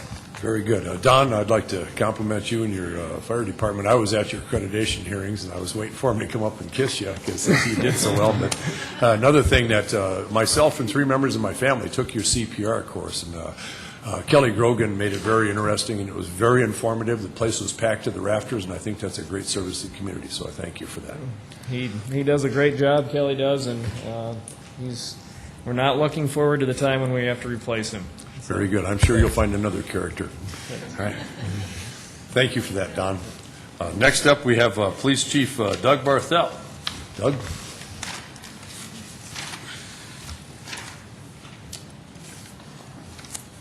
Good afternoon. Doug Barthel, Police Chief, and we're going to go through the Police Department budget now.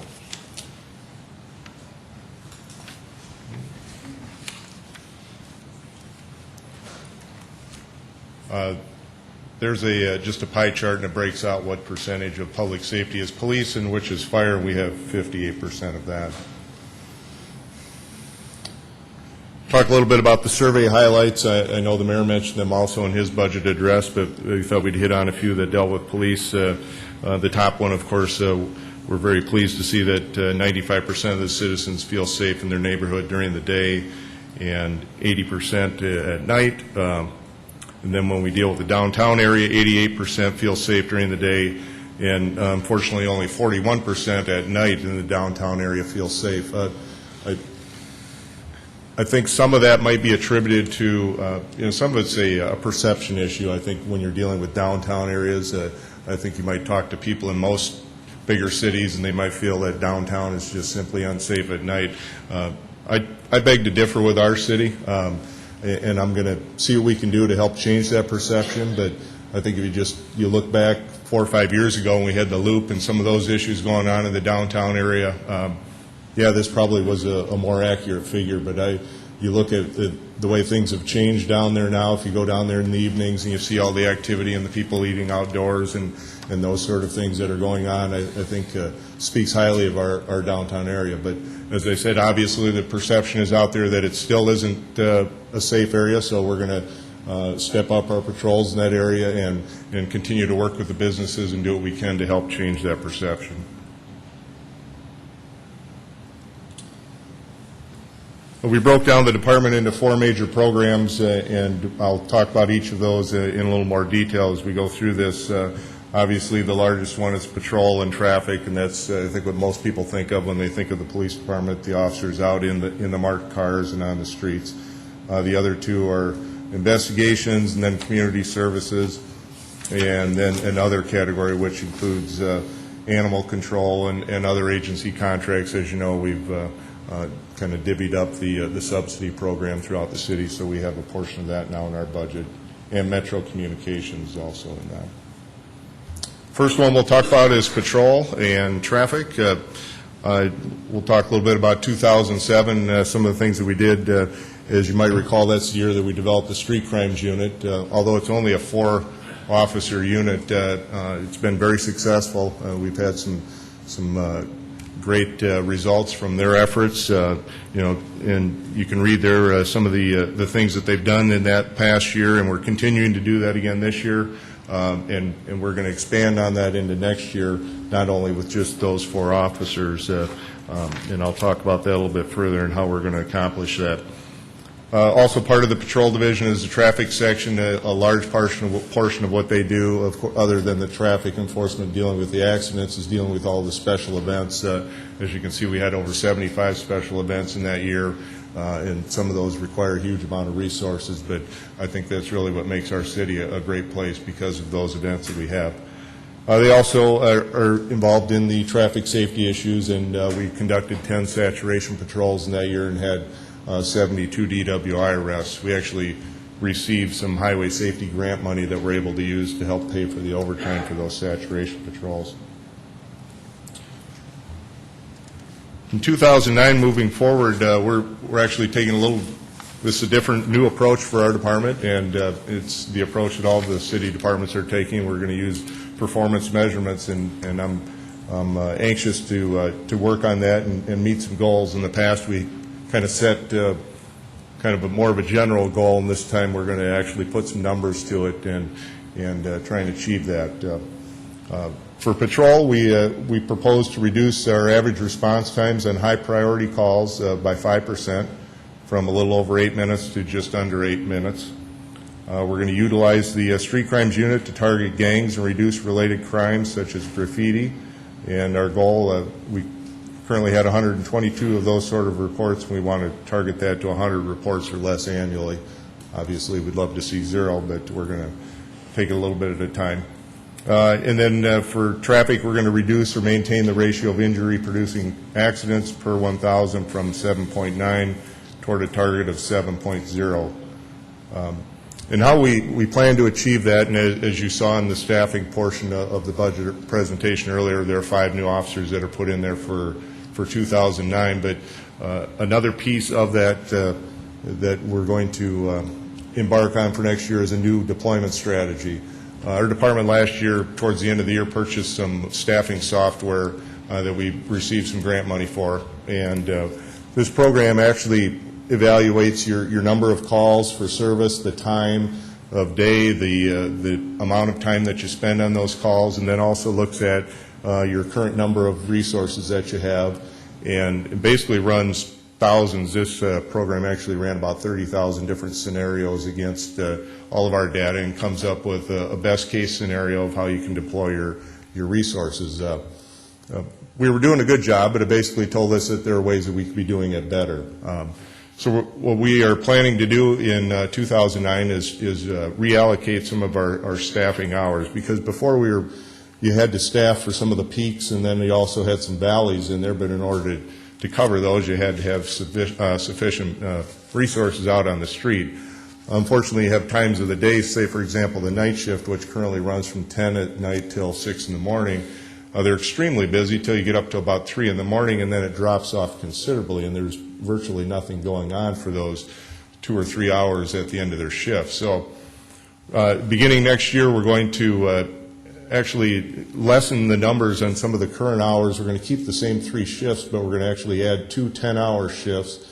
They're going to overlap our current staff, our current hours. So we're going to have one that'll start at 7 in the morning and go till 5 at night, and then another one that'll come in at 5 and go till 3 in the morning. So we hope to cover some of these, the peaks and valleys better by doing that. We can do it with our current number of officers. We're able to do it with the amount of equipment that we have right now. I'm hopeful and confident, and that's how we're going to meet some of these goals, by hopefully freeing up some of these officers that are currently now. There are times of the day where, frankly, we're just running from one call to the next, and we may have them stacked up where calls are waiting. So hopefully we can have some officers where they'll have some free time and we can do more proactive policing, because I don't want to become a department where all we do is just go from one call to the next for the entire 24-hour period, because we know that a lot of what we do is preventative. And so if we can take care of some of that on the front end, hopefully we can prevent the number of calls and crimes from going up on the other end. And that's where, like when I talk about the street crimes unit and some of the things that they do, and we're going to get into a few of the other programs, I don't like those duties to be just specific to one area, just because that's your assignment. You're a police officer and you're able to do a lot of different duties. So I want to use all of these officers to accommodate some of the different requests and needs that we have. So we're anxious to give that a try, and on paper it certainly looks like it's going to show a great improvement over what our current staffing hours are doing. The other area that we're going to look at is investigations. Just highlight some of the things that they did, and this is basically our detectives.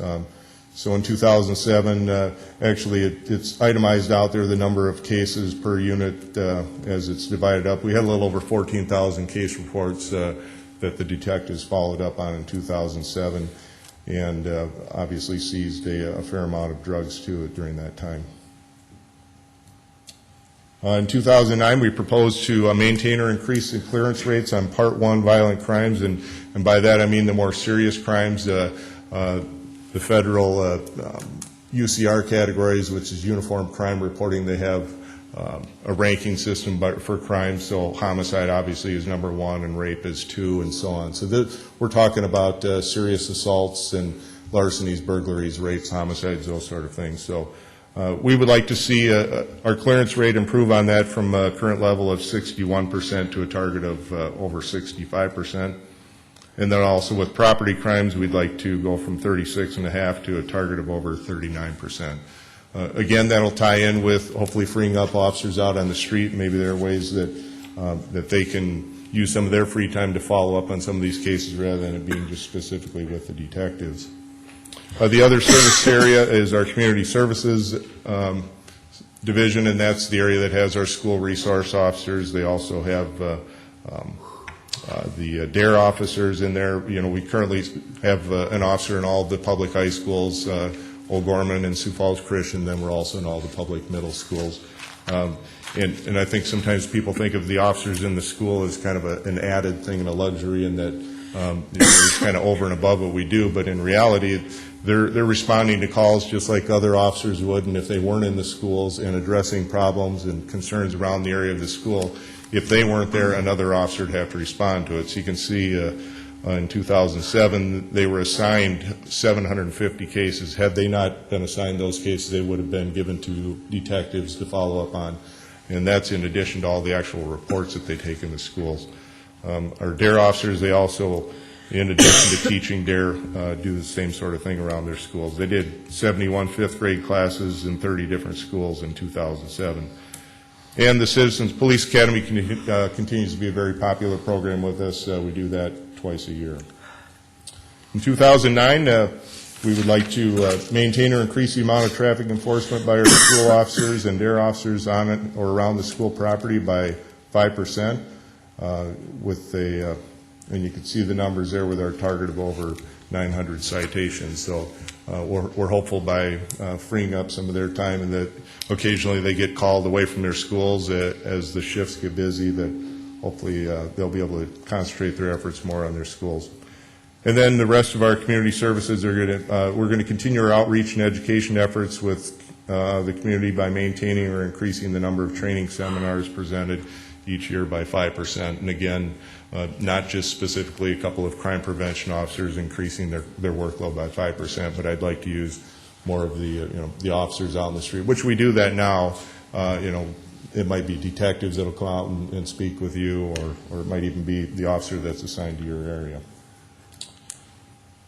And lastly, our other program, this deals with animal control and our crime lab and training and those sort of things. There's some statistics there for 2007. Crime lab continues to be extremely busy. We take care of all of the evidence processing and evidence storage and those sort of things for both our department and for the sheriff's office. And animal control handled over 13,000 calls in 2007. And also the state in 2007 set a standard for all officers in the state that you have to get at least 40 hours of training in a 2-year period to maintain your certification.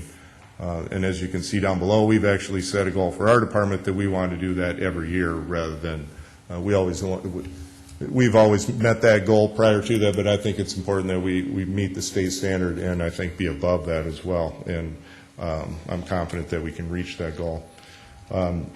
We talked about some of our goals for the crime lab. We currently have over 75,000 items of evidence in storage, so we're going to continue to work and try and reduce those numbers, and also work with our animal control unit to increase their enforcement as well. With that, I will take any questions. Very good. Thank you, Chief. Councilor Knudsen.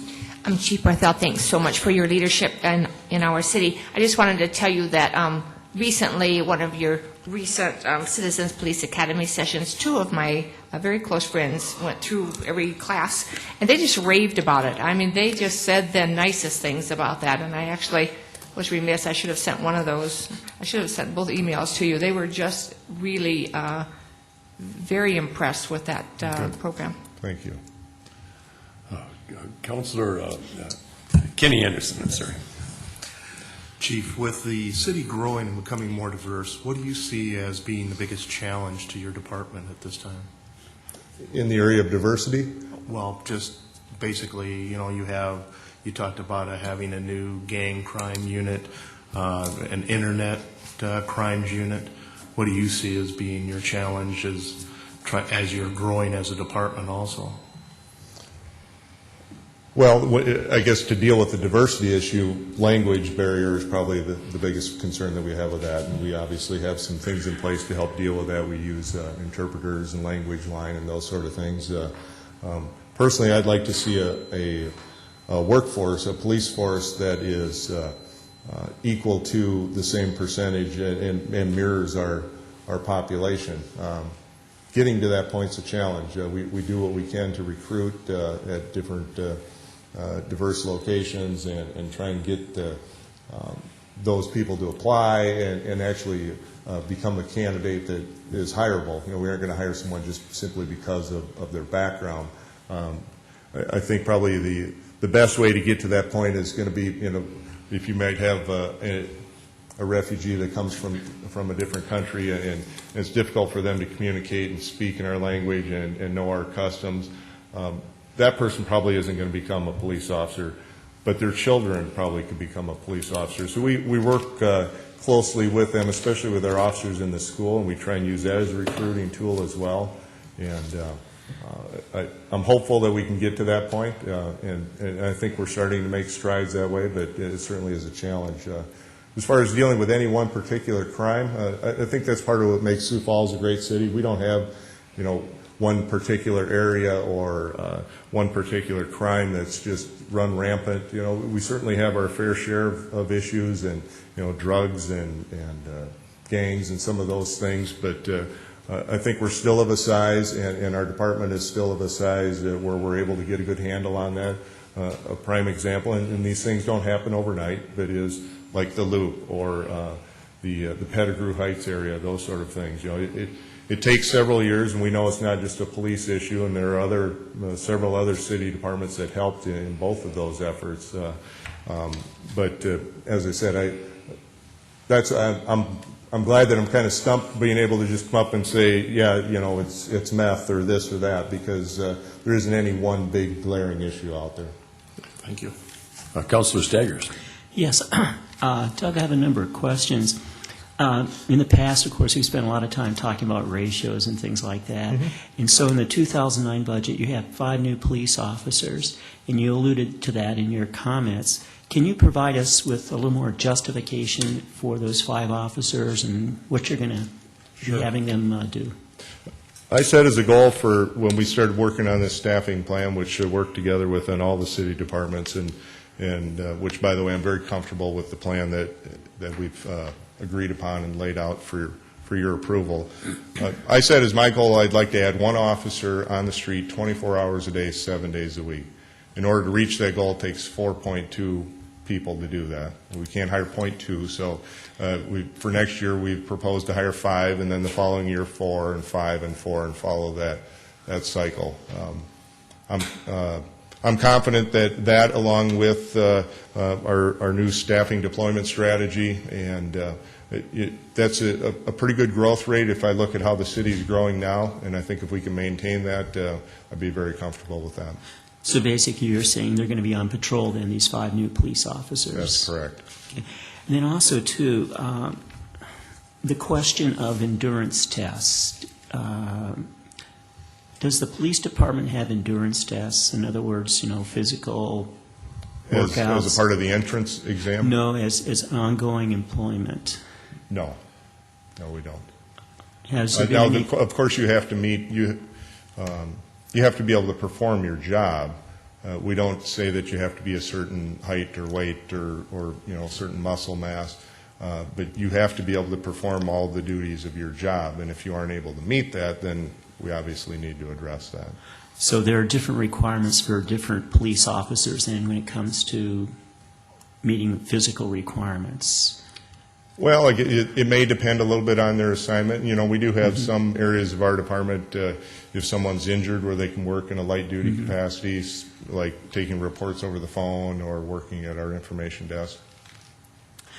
Also, too, one issue that's of concern is police officers getting free meals. Can you say something about the policy, the police department's policy on that? Our policy is that there are many places that might offer a discount, or they might give a cup of coffee or something along with that, or may even offer the meal. We certainly don't solicit it. Our policy is that if they're able to consume it on the premises, that they can take it. We certainly we look at everything, and I don't encourage it. And we would look at it are they expecting something in return for that? Are they expecting some sort of favorable treatment, or for us to give them extra patrols and that sort of thing? And obviously we don't support that. Because a number of years ago, when we had the outside group come here to Sioux Falls and take a look at the department, at that time I asked the question of them about this this policy of allowing free meals and food and things like that. And they said that that's not really the best thing to be doing. And over the years, I keep thinking about it and observing this, and I don't know. To me, I guess it's a concern that maybe we should take a look at. Well, and frankly, you can picture yourself as a police officer, you're standing in line, you're about to pay for your meal, and they say, oh, no, there's no charge for you on that. And now you get into a fight with them over whether or not you should pay for it or not, and it starts to cause a stir and embarrassment. And as I said, we certainly don't go out and encourage that. Matter of fact, we've told businesses in the past that, no, we don't want that. And they said, well, you can't tell me how to run my business. If I want to give away a meal, I can give away a meal. So it's a difficult one to enforce. And I guess it would be tough for the officer if he has his food there to then walk away and say, then I'm not going to eat it if you won't let me pay for it. So I mean, I see clustering taking place, 3 or 4 police cars at a certain location. I don't know, I just feel very uncomfortable about that. about having 3 officers on break? Three or 4 officers at a certain location on a very regular basis getting free food. Yeah. Okay. Councilor Jameson. Doug, back to your survey highlights. Sure. The 41% of people who feel safe downtown at night. I know you'd mentioned maybe putting more officers on patrol down there, but I'd just urge you to look at that even stronger. Maybe it's putting police officers on foot patrol instead of just driving. I just think we got to really look at that number, because that's a big number change from all your other numbers, and you're doing such a great job everywhere else that I think you really need to address that, because there's so much going on downtown on the weekends and at night. Just don't give up on that. I'm just encouraging you to really go after that number, to raise it up best you can. Yeah, I appreciate that. It's a good point. We do use our bicycle patrols down there in the summer, and we've had some good success with that. And it's not that we don't use foot patrols, because we do occasionally use that too. Frankly, this summer has been a little bit of a challenge with military activations and other vacancies that we've had. So we've had to do a little reshuffling of our resources to get us through this summer. So I'm hopeful we're going to get most of those back here at the end of the year, and we've got a group of recruits that are in training right now. And so, as I said, I'm hopeful that 2009 will prove better. Do you think that there's a void of light? Meaning, are there a lot of spots that are dark downtown, and that's causing some people to be concerned? Do you have any suggestions to the city that maybe we should be providing more light, more street lights, cleaning branches away from lights so that everything's lit better? Do you feel like there's a... Well, there's no particular area, I guess, that comes to my mind, but our officers work pretty closely with the other city departments. When they see, if there's issues there, we certainly address those, and they of course accommodate them. It's we did that very thing in the Pettigrew Heights area, but it's a good point. We certainly can look at that too down there. Councilor Brown. Chief, I appreciate the very specific goals that you laid out. Maybe something to consider in the future. I don't know if the numbers are available in policing or not, but comparisons to national numbers or averages, and similar to what the fire department does, helps us, I think, in the larger perspective to see how we're doing compared to other cities in our population category. If those are available, I think that'd be very helpful for us. Okay. Good. Thank you. Thanks, Chief. One more. Councilor Costello. Chief, the $27 million is kind of the same question that I have for you as Don. But how much of that is wages and benefits? We're about 89%, although keep in mind that about 1.1 million of that is for Metro Communications, and then there's also about another 400,000 or 500,000 or so that's for subsidies, detox and some of those things that haven't been in there in the past. So, okay. Thanks. Thanks, Chief. I just wanted to say, too, that, I've been downtown a number of times at night, and I felt no fear whatsoever, so it occurred to me maybe people are afraid of me. I certainly hope that ain't the situation. But another thing is, getting there, I go through the Pettigrew Heights area, and that's an area of particular concern to me since it is my neighborhood. And I want to say once again this year that the patrols have, the saturation patrols through there have been great. If I've noticed something, I've contacted an officer. They've always been around. I've always noticed them there. And, unfortunately for some folks this time of year, air conditioning comes in a 12-pack, and I think with the heat and that there, the number of incidences go up. But I think, once again, we've done a remarkable job with that area, and I want to commend you and your police force for doing that. So thank you, Chief. Thank you. All right, next we have Public Works with Mark Cotter. Mark, come forward, please.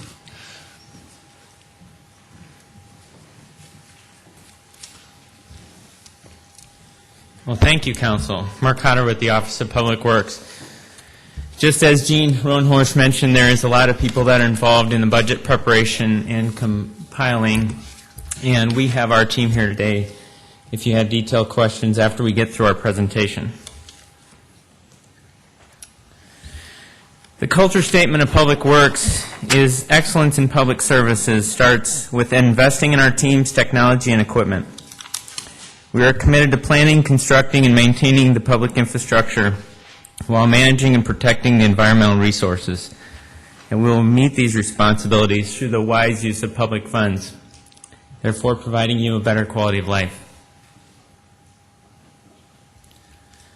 The focus today of our presentation will be the divisions of public works that are funded with the general fund, also special revenue and internal funds.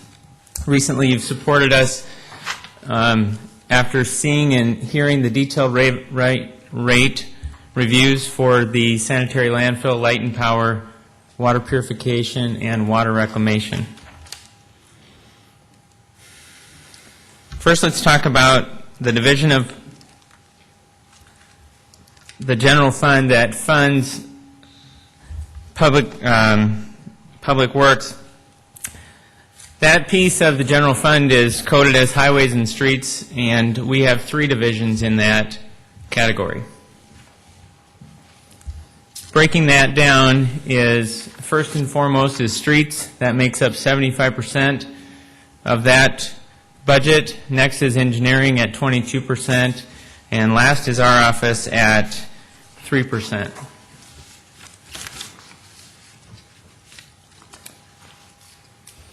Let's first talk about our office. The mission of our office is to coordinate and manage the activities of the separate divisions and provide for the safe and efficient delivery of services to the public. One of the key missions that we have is to manage the divisions consistently, internally and externally. One of the ways that we do that internally is, for the past 2 years, we have conducted employee surveys, and those surveys are really important to us from a standpoint that really allows us to look at the strengths of the department, the weaknesses, and which areas that we need to grow and focus for the ensuing year.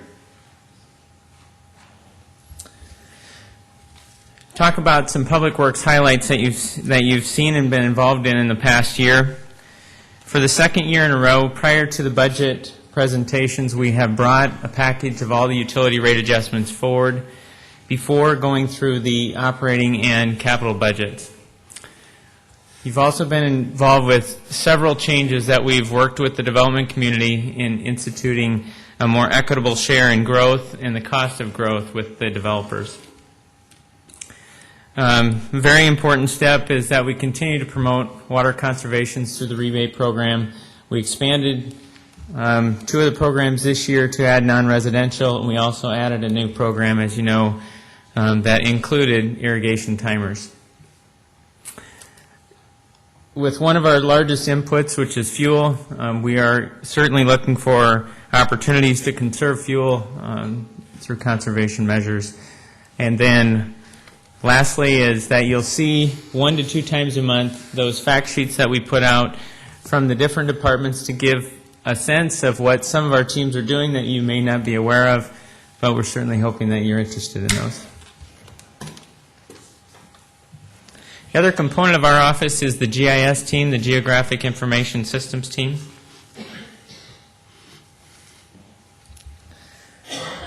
The mission of this team is to develop, maintain, and promote a shared GIS resources for the decision makers and the citizens of Sioux Falls and for the surrounding area. The City of Sioux Falls GIS promotes through spatial technologies a more efficient and effective local government. This is essentially the mapping tool that's very current for the City of Sioux Falls, what's above ground and what's below ground. Our division certainly uses it, but every department of the city uses it greatly. And one of the advantages for the public is that it is open to the public. It's available on the website for their use. We also certainly do a lot of special projects for the public and compile that information as they need it. Two components that we want to highlight for you from this team is that in this past year they've created SIMS, which is Sioux Falls Interactive Mapping System.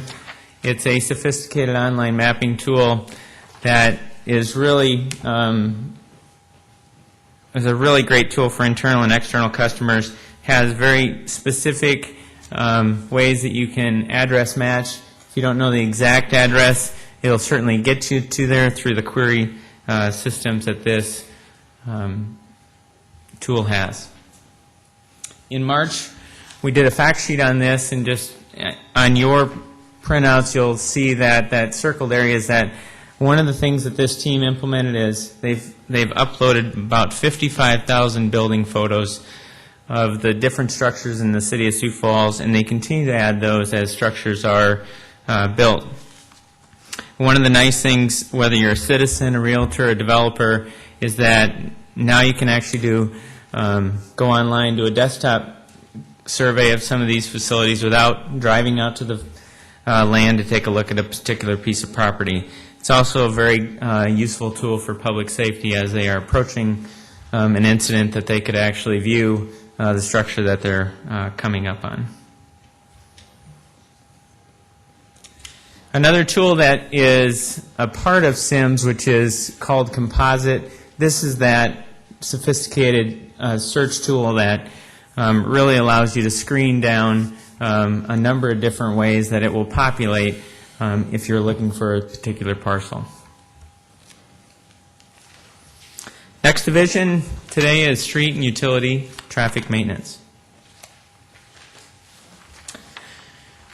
This division's mission statement is to provide for the maintenance and repair of all public streets within the corporate limits of the city, maintains, repairs the water distribution, sewer collection systems, and maintains and repairs the traffic signal and street sign system. There are 5 key programs in this division.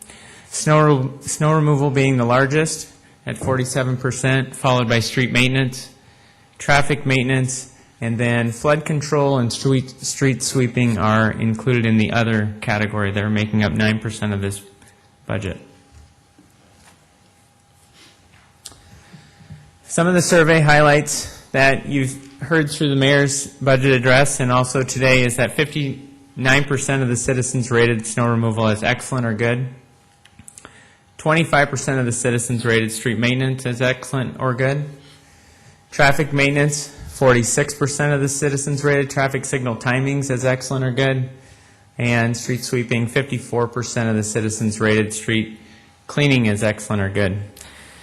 Now, we certainly know we have room to improve, and I think we would also argue the timing of the survey based on a couple of the type of winter, but we're certainly not. We're certainly building a program to raise those numbers. Okay, talking first about the division or the program of snow removal and some of the facts that occurred in 2007 and what our outlook is for 2009. We removed snow for 7 major snow events, totaling 52.2 inches of snow. Our goal is always to clear all the city streets in less than 48 hours.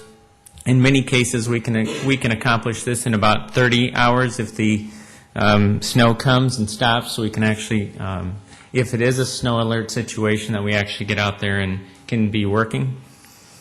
In 2009, we certainly expect to continue these targets, which is to provide the traveling public with an efficient, cost-effective snow removal operation.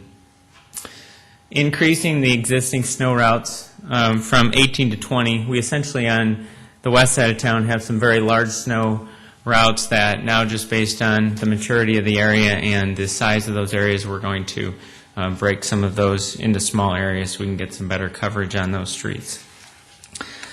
One of the things that Gene mentioned is that obviously the input costs to our programs really drive the programs. With an expected total of about 18,000 tons of salt that are used every year, our cost has increased from $43.50 to $54.50 per ton, which is a 25% increase for us. We also are seeing close to a 70% increase in fuel, and so it's going to be more important than ever for us to find the most efficient ways to clear the snow for the city of Sioux Falls. Street maintenance program. In 2007, the street crews placed 28,000 tons of asphalt. We covered the other items there with surface treatments, which totaled in 546 blocks. Crack seal program with that amount of pounds that are placed, and then also some of the minor patching of the 82 tons of asphalt fines was placed. In 2009, we expect to increase our totals by 10%. This is our paving crew increasing those totals, and again, assuming that at least what we hope to believe is that the short-term cost of asphalt will come back down to close levels of what we've experienced over the average of the last 3 years. And then also, we've just done a fact sheet on the different types of surface treatments that the city of Sioux Falls has done with chip sealing and microsurfacing, and we with the success that we've seen, at least short term, with 2 years now of microsurfacing, we expect to expand that program. This year we're targeting about 140 blocks. We would add about 165 blocks next year to get close to a 300 block coverage area.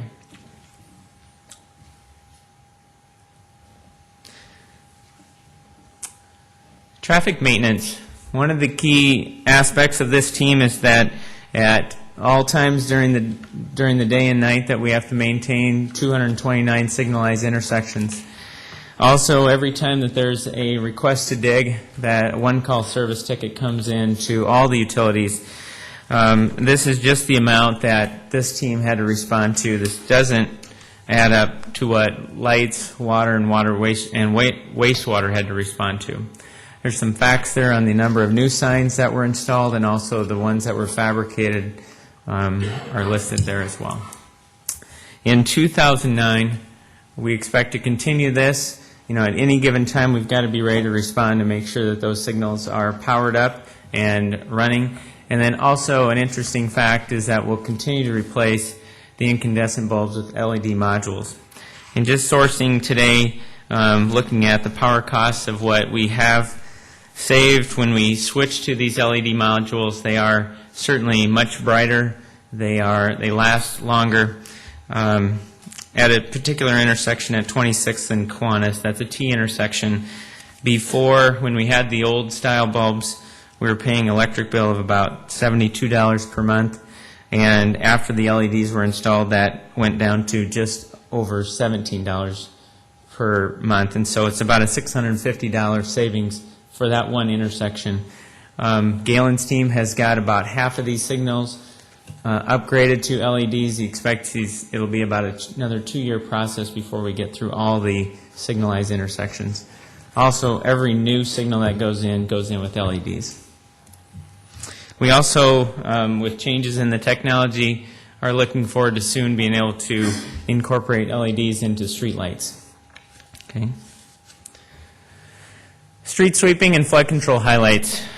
We've got a very consistent program here from 2007 to what we're doing in 2008 and 2009, but our mission is always to sweep the city 4 times a year, and also after the ground freezes in the wintertime and between snow events, is that that team also goes out and cleans out the silt from the flood control system. You know, these are very physical activities that we do to maintain our stormwater permit and to keep as many contaminants, and silt's one of them, out of our rivers and streams. So it's a very important program. Engineering. The mission of engineering is to enhance the economic well-being and quality of life in Sioux Falls by working with both public and private partners to provide a safe, cost-effective, and efficient public infrastructure system. That picture there is taken from the new water tower on 57th Street as the bridge is getting built. Okay, as we break down engineering, they essentially have two areas of focus: engineering and traffic. One of the key aspects of engineering is that they provide the project management, the administration, and construction services for all the capital programs for the city of Sioux Falls. Some facts of what occurred in 2007: they executed over 613 agreements and 85 formal construction contracts. In 2009, they will continue to facilitate the CIP program and execute the necessary agreements and formal contracts.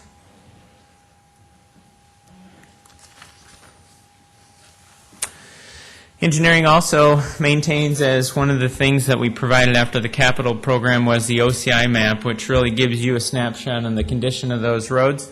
And we essentially have about a 3-year cycle as we survey roads and move around the city. The arterial streets and collector streets are actually surveyed on an every 2-year basis.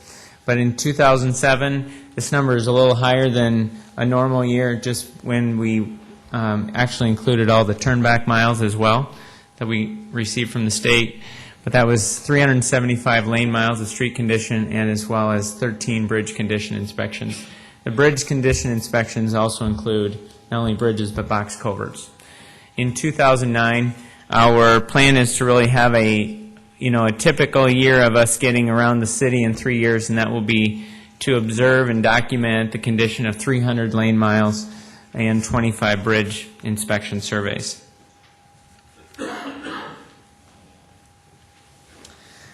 The traffic team and their highlights: traffic efficiency. No matter what the weather, our citizens expect traffic to flow efficiently. 46% told us traffic signal timing was good or excellent, while 33% said it was fair. A good system, coordinated traffic signals, results in the reduction in travel times, which results in the reduction of fuel consumption and emissions. In 2007, we conducted traffic signal coordination studies on those corridors that are listed: 26th Street, 57th, 12th Street, 49th Street, and 60th Street. And essentially what that is we look at the corridor in total. We put out and collect all the volumes at all the respective intersections along those corridors. And then we also look at and gather what the existing timings are at every one, load those into a model called Synchro, and then that program allows us to maximize the progression. If we're starting to see congestion in one point of that, it allows us to start to look at different timing situations along the entire corridor. The other key component is fiber, and so 12 miles of the communication fiber optics were installed linking city facilities, and we're actually implementing the citywide communication master plan. In 2009, we'll continue, which these coordination studies on these large facilities are repeated about every 2 years, and our focus will be on 10th Street, Cliff Avenue, Minnesota Avenue, and 41st Street. As well as the plan is to install 7 additional miles of communication fiber as recommended by the master plan. Corridor studies. As a part of managing the traffic and looking out a number of years, knowing where we expect the growth to be, there's a long-range transportation plan that's updated every 4 to 5 years. In that plan, corridors are identified that we expect that there will be congestion, thus resulting in the need to do a corridor study, look at what the options are, what the potential lane geometrics need to be so we can start that planning process. Once those studies are conducted and accepted, that's when we start to bring them through the capital plan. A good example of this is 57th Street, the large 57th Street project that's under construction today. That has been in the plan for a number of years, and ahead of that was certainly identified that that road was going to carry more traffic. And so after several years of working through with the property owners and the design aspects, that one's under construction. A few other facts about managing development. Excuse me. A few other facts about managing development is 538 subdivision plans were reviewed, 278 site plans were reviewed, and then those 3 projects were built with the development-driven streets dollars. Red Oak Drive was for the new school. 22nd Street was a gap that was resulted over on the west side of town that got constructed. And then 26th Street has been expanded from Alpine Avenue, which is very close to Sycamore Avenue, out to Highway South Dakota 100. As the traffic team looks at safety and managing safety, new signals were installed at those top 3 intersections, and the Western Avenue and Madison Street is planned for this year. We just bid that project, and we'll be executing that very soon. First and foremost, that they are a good device to control traffic and increase safety, but they first need to be warranted, and once they're warranted, we start to bring those through the capital plan. Reconstructions are also a key element to maintaining safety. If we've got a corridor out there that we've got a significant amount of crash ratings, doesn't have the capacity possibly to, which is creating safety issues, that they're brought through the reconstruction process. There's 3 recent projects that you've drove on that have certainly been involved with the planning for increased safety. And capacity. There's 4 projects there that every time we look at an intersection that may be getting congested or a corridor, we look and see what we can do to maximize that. I think one of the key ones there, which wasn't a large project, but certainly has helped, is 33rd Street from Center to Spring Avenue. Here's a facility fairly short, but as it connects to Minnesota Avenue, without those dedicated free right turns, that intersection didn't operate very well. Now with those incorporated and that project's done, it certainly operates very well. And there's some other projects there that were brought forward for the capacity aspect. All right, now to touch base on our essentially internal funds to give you a sense of those teams. Just have some brief slides to cover those. The environmental team, and obviously there's a lot of excavation in the city, and so we want to make sure that as we maintain our storm drainage permit that we're controlling that sediment moving off sites, and so there's some very key aspects to implementing those programs. On the administration side, two key programs are the industrial pretreatment program and the stormwater program. This division provides the environmental assistance for those items that are listed. Essentially, as this is a compliment to Mr. Capel, is that there really are internal EPA, that as we have many areas of public works that have strict regulatory compliance, that there really are internal resource to make sure that we're maintaining those compliance. They're also a resource for external agencies that if they have requests, they can certainly in many ways assist. Utility billing and metering, this is the team that essentially executes all the bills for water, sewer, and electric light.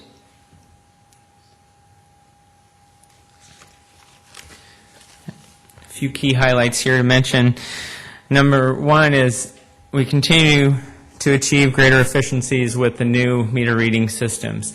And what that's done over time, coming from walking the city to now actually being able to read these with radio devices 2 times a day, is that has reduced the staff load and which has also allowed us to share resources within Public Works, which when Public Works was formed, that's really one of the key aspects, is that there's a lot of resources that overlap, and so it allows us to share those resources. This is one in particular that the Environmental Division needed more help, and so that employee is being shared.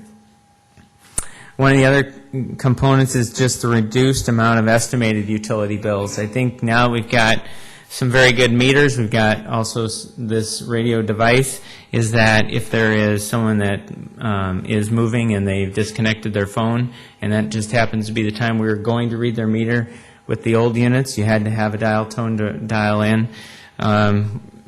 Perry's team is doing, a multi-year switch out of those units, and what the result of that is just very few estimated bills. They've processed over 400,000 city utility bills on schedule without delay. They're currently in the final stages of researching a new utility billing software system to provide some great online aspects of for customers. One of the key questions that we get is, when are we going to be able to have more online services with the Public Works utilities, so I can start to gauge my usage, not on a monthly basis, but in some cases on a daily basis. And in 2009, that will happen. And then just an internal training seminar, which hosted on-site customer service training. This team talks to customers all day long, and so one of the key aspects that we can deliver for them is good customer service training, and that was a success for that team. Fleet management. This is the team that's essentially on the same campus as street maintenance and performs all the repairs for Public Works. They're an internal revenue fund. They're essentially a team just like a private repair firm, where they actually bill out their hours. They bill out the parts, the fuel. They also rent the equipment back to the Public Works divisions, and so they are really they manage the rolling stock and repair the rolling stock for Public Works. They essentially, the way that they are funded is they are funded internally, and so each year they have to balance their revenues and expenses. A few facts on Fleet is that their job is to make sure that their customers have the safest equipment and that it's running so that they can carry out their missions. In 2007, they performed over 16,000 individual repair jobs on 400 pieces of equipment. They provide, with the 3 fueling stations, 21 city and county agencies that amount of fuel for 2007. And then also they maintain the seasonal fleet of 70 vehicles for various city departments. And we're happy to know that we've had a vacancy in that division manager position for a few months, that we have made a selection, and this coming Monday, Dean Borkhardt will start and lead that role for us. Storm drainage. There's obviously been a significant amount of improvements done in the city, especially in the core part of the city over recent years.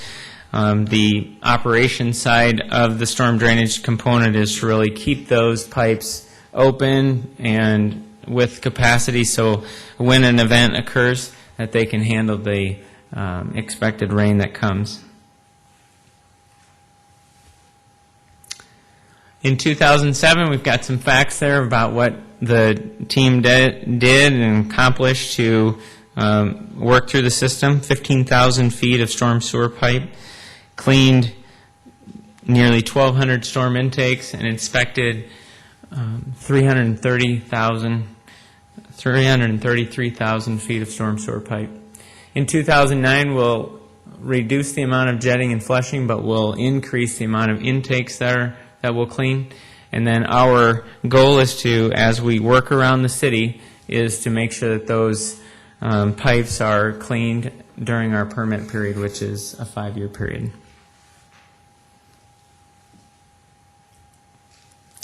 And then just to touch again, as you were all involved in the recent detailed rate analysis for these 4 enterprise funds, and we certainly appreciate your support that we brought forward for those necessary increases. And I'll certainly answer any questions that you may have. Questions of Mark? Councilor Jameson? Say, Mark, I did have one here. I became recently aware that the city buys #1 diesel fuel in the summertime. And do we have a particular piece of equipment that demands that specification of fuel? I'll have to ask. Council Chair, I might be able to help out on that. I think it's the fire department that purchases that, and they purchase it because it has a cleaner burning fuel that does not give off carcinogens, so when they're working on their trucks on the apparatus floor, they have less smoke, I guess. Very good. Next time, Councilor Costello, I'll have to go ahead and go to the microphone. I had that same, I think I got that same email. I appreciate that. I wondered if there wasn't a good reason for it. Thank you for clearing that up, Councilor. And they had indicated that they, I think, only spend 10 cents a gallon more on the #1 versus the #2, which is apparently #1 is typically used in the wintertime to prevent gelling. So that's why they purchase it. Very good. Thank you very much. Mark, I had a question for you, if I might. I do read those sheets that you send out, and I appreciate them. And I'm wonderful. The last one was regarding the chip sealing and the slurry seal, and I think there was another one on there. Can't remember what it was, but my question was on the slurry seal. Chip sealing was like, what, 90 cents a foot or something to that effect for cost, and the other one was very close to that. But the slurry seal was like a wide range, of 70 cents to $2 a lineal foot or square foot or whatever it was. What makes that such a variable amount? Well, at least for this year, the two numbers are $1.05 per square yard for chip seal and about $1.57 for microsurfacing. We don't have a long history yet with microsurfacing, so we're still publishing a range. But there is what we believe it's a superior product, so it's also it's more per square yard. The other question thank you for that. The other question I have is regarding snow removal. Is there an opportunity? How much of it? I think Jennifer indicated earlier in the presentation that you had 11% overtime, and I imagine most of that's, or a lot of that anyway, is related to snow removal. Can you quantify that for us? Well, I can at least tell you from a standpoint of all of the street department, we would normally have the highest amount of overtime for various reasons.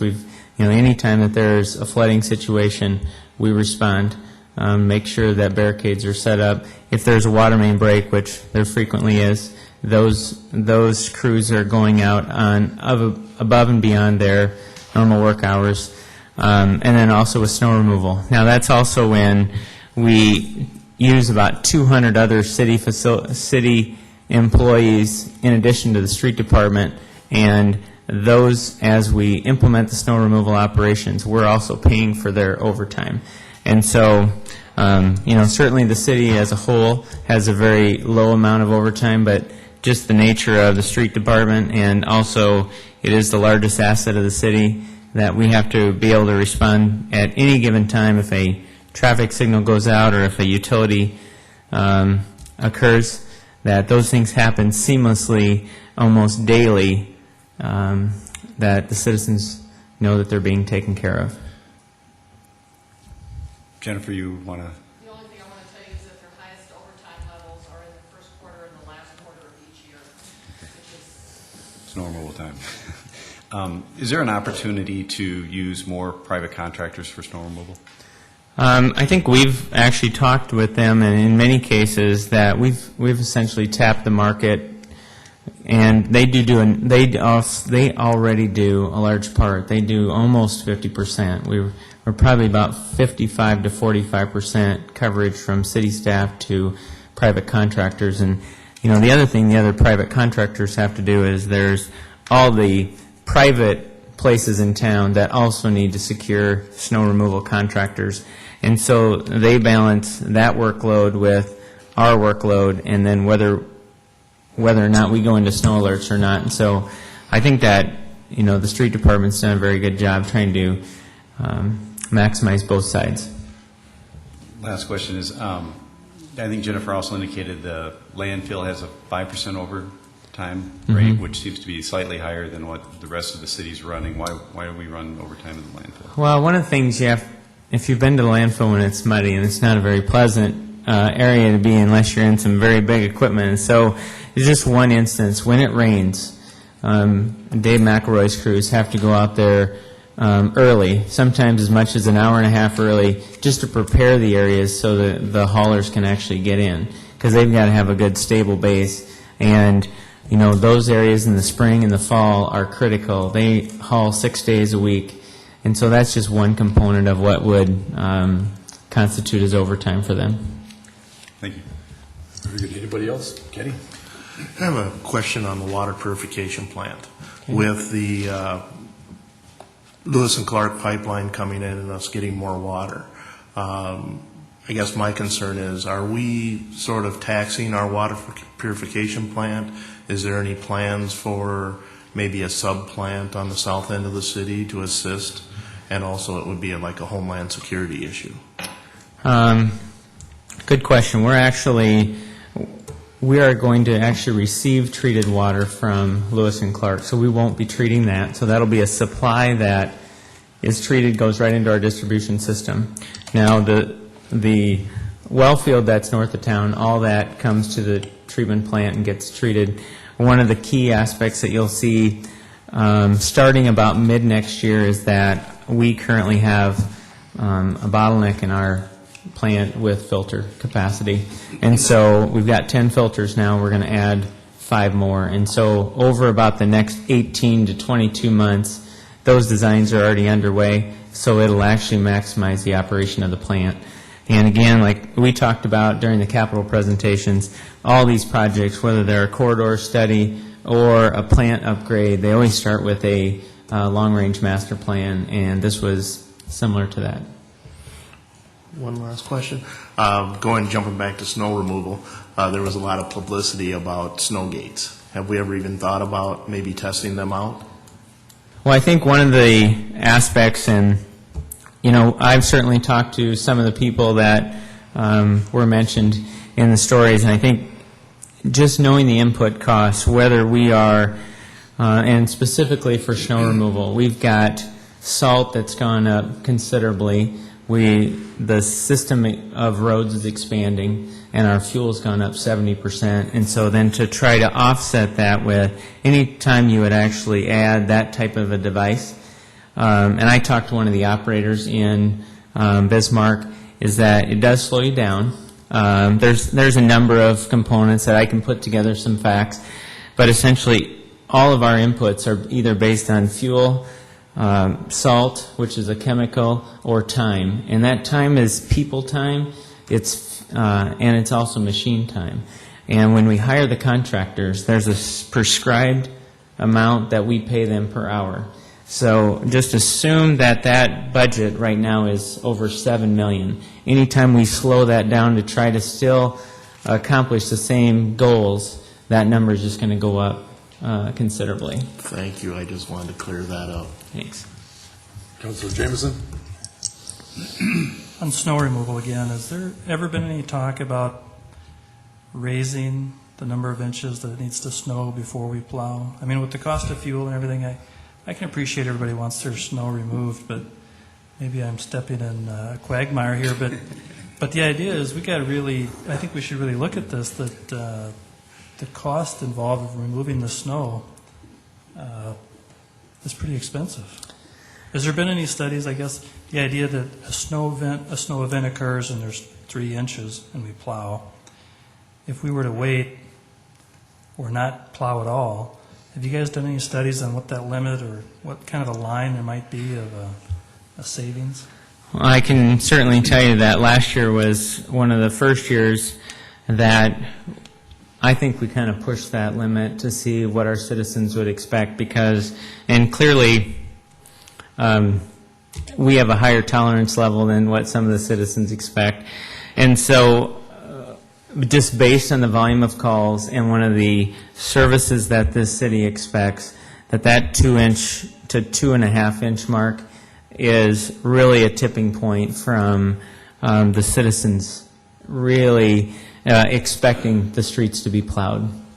You know, we had a couple of situations that I can source, Galen, I think we were over 3, even possibly 3.5 inches that, you know, as we drove, and, you know, our test is let's go out and drive it, because how wet is the snow? Is it a wet snow? Is it a dry snow? How does the streets drive that are in the steeper parts of the city? Can a normal two-wheel drive vehicle articulate safely? And we believe that they could, so we didn't plow. And I can tell you that we probably won't make that decision again. So,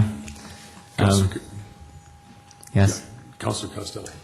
Mark, what's our current standard for when we're removing snowfall? Is it 3 pieces of equipment, 2 blades, and then a truck, or how does it? A typical snow route goes with 2 blades, which one pulls it at the center line and then the other one tucks it at the curb, and then we have a floating sander in each zone. And I know you weren't Public Works Director at that time. It seems like years ago, we used to get by with 2 pieces of equipment. Can you speak to why we changed? Yeah, I guess I can't. I think that we believe that that system works very good. We can cover it once. We can remove a lot of snow with that type of crew. Any additions from the team?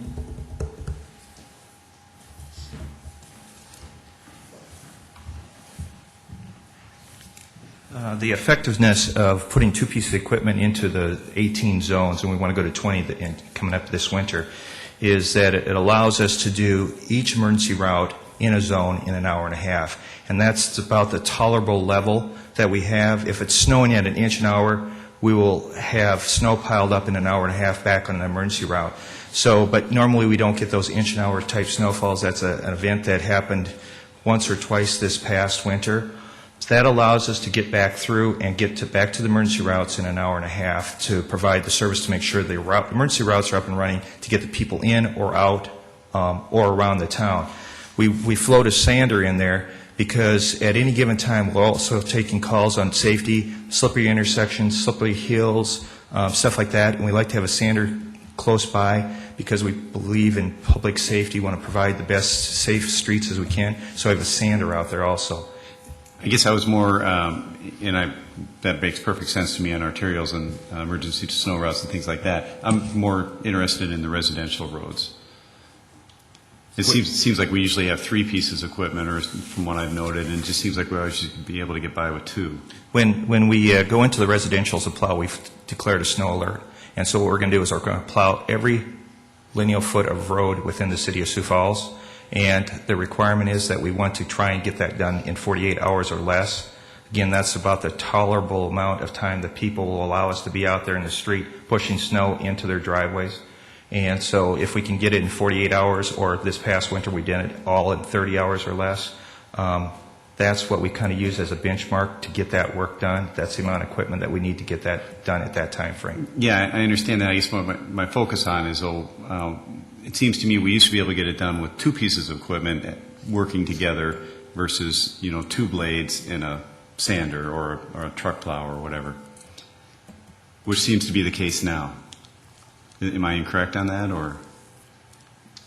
I guess I don't understand your question. When I come by my street, there's 2 blades and then a truck plow, and I'm wondering why we can't get by with 1 blade and a truck plow, and try to save some costs on snow removal. Not saying that arterials or emergency snow routes. I'm just trying to figure out what the standard is today, and it just seems like it's different than what it was a few years ago. Motor graders are a lot more efficient in pushing snow, both speed of getting the snow off the road and also with tucking the corners when we're going around intersections. The plow is basically back there to put a light sanding of sand in the residentials or salt in the emergency routes to make the roads a little bit safer. Even though a plow can get most of the snow off, there's still a little bit left there, and that can get a little bit slippery. So the sander is basically there for a sand supply to allow the blades are actually there to push the snow. And sometimes we do, when we're pushed in the beginning of a snowstorm and we haven't declared alert, we'll have 1 blade and 1 plow going out at first. But once we bring all our operation together, we call the snow alert, we bring in our contractors, we have 200 city employees working. What we want to do is clear that snow as quickly as we can, and so we have that equipment, that additional equipment out there to clear each of the 18 zones in less than 30 hours. Maybe in the future we can have a conversation about that. I just think there's an opportunity to take a look about the number of pieces of equipment we put out. Not, I still want to achieve the 48 hours, and I just think there might be some more effective ways out there. Thank you. Well, on behalf of Public Works, thank you very much. Thank you, Mark. Thanks for your presentation. I'd like this body to know that the Parks Department of Don Carney's presentation has been moved to tomorrow due to time constraints and the disappearance of two of our councilors who was commitments that were prior to that. Before we go, I have to read some public reminders, and I know there'll be one person in the audience that's going to listen to these. The first thing is the 2009 operating budget hearings will continue tomorrow, Wednesday, August 6th, from 3 to 6 p.m. here at the Carnegie Town Hall, 235 West 10th Street. Secondly, on Monday, August 18th at 5 p.m. during the joint city Minnehaha County meeting, we'll approve the library, museum, and metro communications 2009 budgets. Third thing, on Tuesday, September 2nd at 7 p.m. will be the 2009 operating budget public hearing. Fourth, on Monday, September 15th at 7 p.m. will be the adoption of the 2009 operating budget resolution. Fifth, on August 5th and 6th, budget hearings will be rebroadcast consecutively on CityLink 16 on the following dates: Friday, August 8th, starting at 5 p.m., and Sunday, August 10th, starting at 10 p.m.